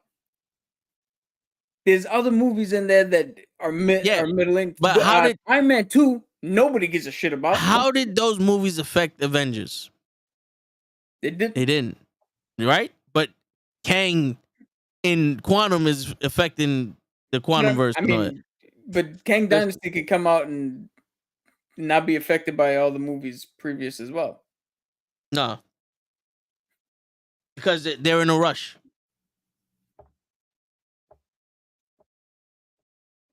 Dude, you do know that having a time deadline put on you is not the same thing as you being in a rush. Apparently it is, because you can't think in 2 hours. Dude, I'm trying to write a fucking script for a fucking a 15-minute or 10-minute short, and I'm finding that shit difficult. Yeah, but you're not looking in a fucking comic trying to write a story that's already been written and adapt it to some. If I turn around and said make a 15-minute short that goes off of Ant-Man Quantumania and then explains what happened with fucking with the Marvels, you'll be able to do that. Yeah, but that's not me writing. That's not me writing a movie. That's just me rearranging what's already been written. You see how easy it is? Yeah, but that's not. You don't need to hire writers for that then. So we don't need writers for these Marvel movies. Maybe that's the problem. But that defeats the purpose. Again, you can't get a 1-for-1 adaptation. I'm not asking for a 1-for-1 adaptation. I'm asking for a 1-for-1 good movie. Yeah, okay, but so Quantumania, right? Had nothing. There's nothing in the comics that is equivalent to Quantumania. But is there something they could have done in that movie to make it better? Of course. So that's the problem. But how would you? All right. If I told you we're gonna do this show about Kang and Kang comic versus Kang movie, and then 15 minutes beforehand, I was like, nope, we're actually gonna switch it up to talk about Lockjaw from the Inhumans. And then 3 minutes into the show, I'm like, oh, we're gonna actually switch it up to talk about Black Bolt. How good are you gonna make that shit? Given that 10 minutes ago you were thinking about a completely different thing. We're gonna make it as good as fucking possible, because we started with this shit with Kang versus Kang movies versus comics, and now we're complaining about how bad the fucking movies were and how we make them better. And people still watching us. Yeah, but that's where our story naturally progressed. But I'm telling you, you have to make hardline decisions. They probably did the best they could. Yo, Taquan, your argument is 100% valid for phase 1. We're in phase 5 already. That don't make no sense. Adaptation is hard. No, we already have a story. You can take the premise of this character and put it in with what you're doing. That's what they did with every character. They did it with Spider-Man, and y'all motherfuckers said, oh, that's how you got to do it, because Spider-Man, blah, blah, blah. Now they can't do it with Kang? Nah, right. Stop making excuses. Did it with what Spider-Man? In Civil War. They just took a guy in a hoodie, well, in the comics was a guy in a hoodie, and put him on Iron Man's side. Yeah, but that's unfair. Everybody knew Spider-Man from fucking 6 other movies. So? They didn't know him from this one. If Show only watched the MCU and didn't know who Spider-Man was, he figured it out. Right? That's what you're arguing? We gotta make movies for Show? People still don't know who the fuck Kang is. This Kang was in fucking Loki. You can take a character, take the premise, and put him in a fucking movie and write it on your shit. Yes, but you can't do that when they tell you 3 seconds from now you got to come up with something different, or they rewrite. Maybe that's how it was originally, and then they rewrote it, and then they reshot it because things are out of order now. We don't know what the original script of this shit was. I guarantee you, they didn't spend 6 months writing this script, and then he said, you got 15 minutes to rewrite the entire script. Well, the reports are coming out that's what was... The reporters don't know shit. What do you mean? They're reporting on shit that has happened. That this is, especially with writers for Marvel and the VX for Marvel, they are saying that they have been told to do one thing, and in the middle of that, pivot to a completely other thing, and then change it again from the shit they were originally doing. That's why we only got a floating head in Thor: Love and Thunder from the kid. Because originally that was completely different. And then last minute, they turned around and fucking told him to change it. And that's the best they could do in that last minute. Oh, shit. And I appreciate that, but a full body in that scene wouldn't have made that movie better. True, but I mean, my point is, you can't make shit better if they're changing it seemingly on the fly, on a whim, and you now got to fucking shit. Well, that All right. movie must have fucking sucked then in the beginning if they're gonna change the shit.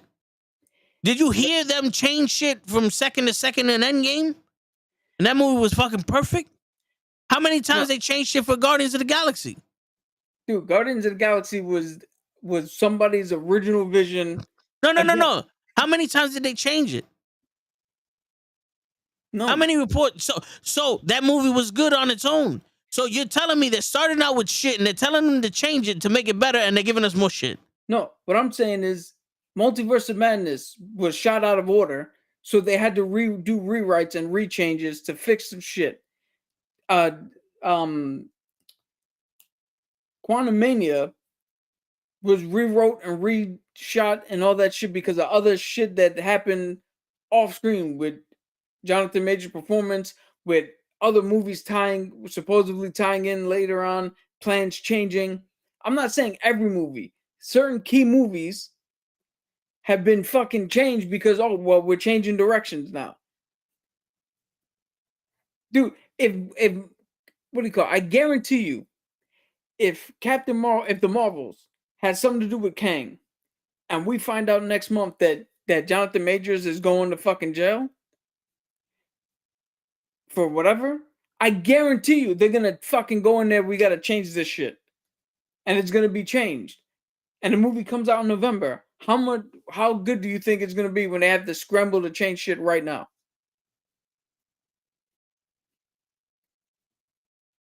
I'm not saying they do that for every movie. I'm just saying that there's fucking I'll tell you movies. what. If Jonathan Majors goes to jail, every movie that he's in should be canceled. And we should just fucking start watching Star Wars. Well, dude. Because it all depicts... No, because, listen, I understand. People who write movies cannot think. They can't think on the fly. And I know it's an excuse that, oh my God, I only have 6 months to rewrite a certain part of the movie because it involved Kang in it. I get it. When you become an adult and you hit puberty, you'll understand how the world fucking works. I'm sorry.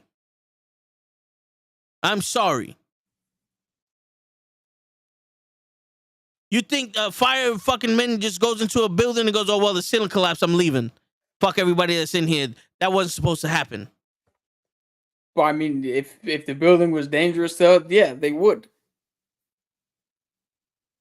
That's let everybody die. The building, there you go. Fuck it. Then cancel all them fucking then there you go.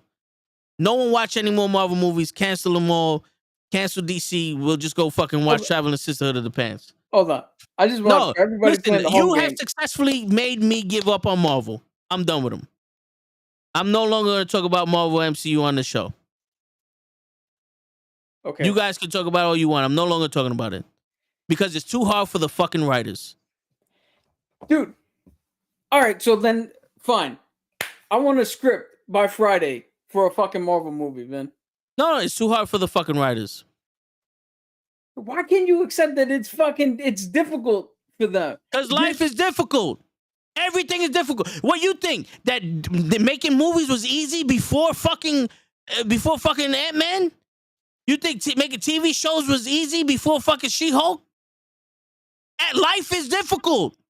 Believe it or not, life is fucking difficult. You have to deal with a lot of shit in life. Yeah, and what? Because someone told you to rewrite a fucking page, and all of a sudden, it's a fucking hardship? Yo, this ain't for you. They're striking for more than just that. That's just a tiny bit of why they're striking. I don't give a shit why they're striking. Life is difficult. So you don't give a shit that they don't get paid nothing. What? Are we supposed to is it the entire fucking Los Angeles is supposed to stop watching basketball because LeBron James lost the fucking in the playoffs? Well, I mean, they could. Their team's not in it. It's hard for LeBron because he doesn't. It's not an excuse. It's not an excuse. Everyone got to deal with shit. So you don't ever fight for a raise. You don't ever fight for better terms. Well, according to you and to Quan, we can't fight for raises. We got to just deal with the shit that we got and Look, maybe just stop working. Because what if me fighting for a raise is the same as me fighting for a better fucking movie. No. Again, I'm not saying your way is wrong. I'm saying there's two paths you could choose. Both of them right. I never said what you said was wrong. And I'm sitting here going, this is my path, and I'm fucking walking it. And nobody's saying anything different. Everyone is making excuses for these people. I'm not making excuses for these fucking people. So then, by your definition, we're not gonna get better fucking writers. No, by your definition, we're not getting better fucking writers. By my definition, we're demanding them to write better. There's a difference. There's a difference between getting more players for LeBron and demanding the players he got be better. There's a difference saying, fuck everybody else, get better right. No, write better shit. That's what I'm saying. Write better shit. And if they can't, then get rid of them and get somebody who can. It's a harsh world we live in. Okay. Again, nobody's arguing that. I'm just saying that that's your way. The other way is to just stop pouring money into the shit, so then they have no choice but to fucking redo it. And I've seen it happen. I've seen that work. I've been part of that. That worked. I understand that. And then them shitty ass writers are gonna go into the other shit that we like, and they're gonna do the same shit over there. Dude, they're already.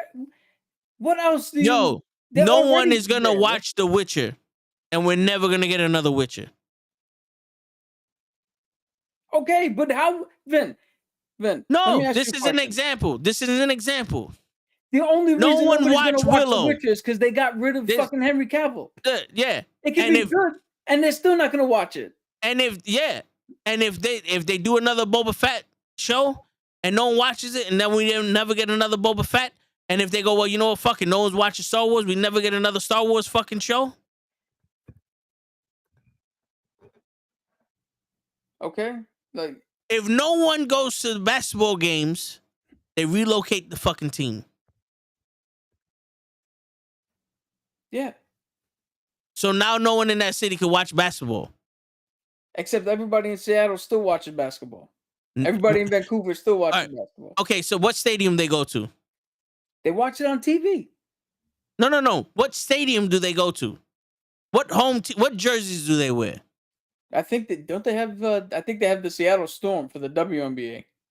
We're not talking about the WNBA. We're talking about the NBA. So they still rock their fucking Seattle Supersonics jerseys. So they're supporting the team that left them. They're still giving them money. Well, I mean, they probably just had them from. I don't know why you would buy a new jersey from a team that doesn't exist. I don't even know if they sell jerseys from that team anymore. You're still going to support the team that left you after you stop watching them. You're the reason why they left, because you stopped watching them. Well, dude, if you stop, I find it hard to believe that if the person who stopped watching is still going to rock a jersey.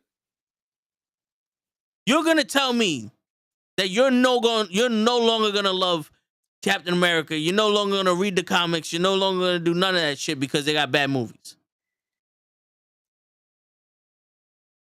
No, what I'm going to tell you is I've stopped reading comics a long time ago. I've stopped playing with the figures a long time ago. And if the movies are bad, then I just go watch something else because I'm not intrinsically tied to these things that I love.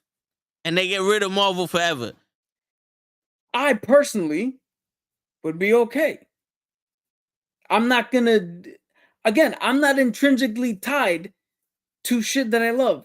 Even Critical Role and D&D, the shit that I've been fucking harping on for the last 5 years. I'm not intrinsically tied to anything that I can't fucking turn around and be like, you know what? Cool, we've had our run. I'm gonna go do something different now. Maybe I'll come back to it later, maybe I won't. That I don't see how or why you would intrinsically tie yourself to shit like that. But that's me. Listen, I understand that. Let me say something to Daquan. Black people protested for better buses, right? Better treatment, boycotted buses for better treatment. True. Now you find me a fucking bus that gives you better treatment. You find me a bus that isn't jam-packed to the fucking gills during rush hour, that's a half hour fucking late and makes you late to fucking work, and then one cocksucker in the back. And you get the loudspeaker. I got all day, people. You find me one bus that fucking treats you right. You find me one bus where people get off the goddamn seat so old elderly people can sit down. Find me one bus where a bunch of fucking kids say, yo, excuse me, I'm trying to get to the center of the shit. Find me a bus that does that. There's a difference between boycotting so that way that impact right then and there can change and then everything goes back to being the same, and a difference between demanding better. How many people sat there and demanded that they don't change they don't take out the large fucking soda from fast food joints? And we never lost the fast food, the fucking large soda from the fast food joints. Ain't nobody boycotting the fucking What? McDonald's. I've never even heard of that. The government was gonna ban large sodas. When? It was only gonna be mediums. Like 6-7 years ago. And the entirety of America was like, fuck you, you're not banning my large soda. I must have been. Was I overseas for that? No, I don't think so. But they were gonna do it because they wanted to lower the sugar consumption. They were banning large sodas out of that shit, and everybody was like, nah, fuck that. You ain't doing that shit to me. Taking away my rights. And they stopped it there because they demanded better. Dude, again, nobody's saying that you can't demand better. I'm just giving an alternative.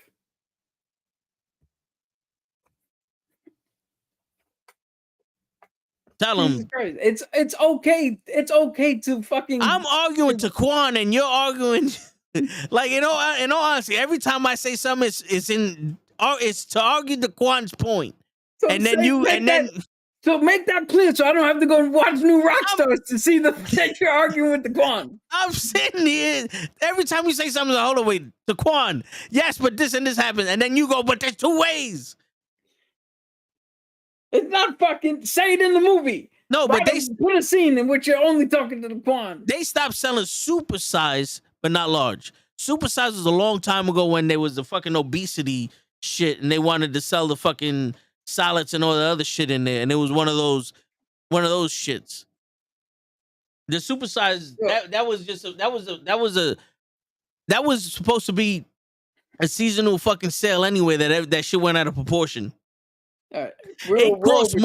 It costs more money to fucking give you a supersized thing of fries than it is for you to pay for it. It's $1 extra for like 70 more fucking fries. Of course they're gonna stop the supersized shit. Dude, we're over time here. We're just running around in circles. Word. Fucking Taquan.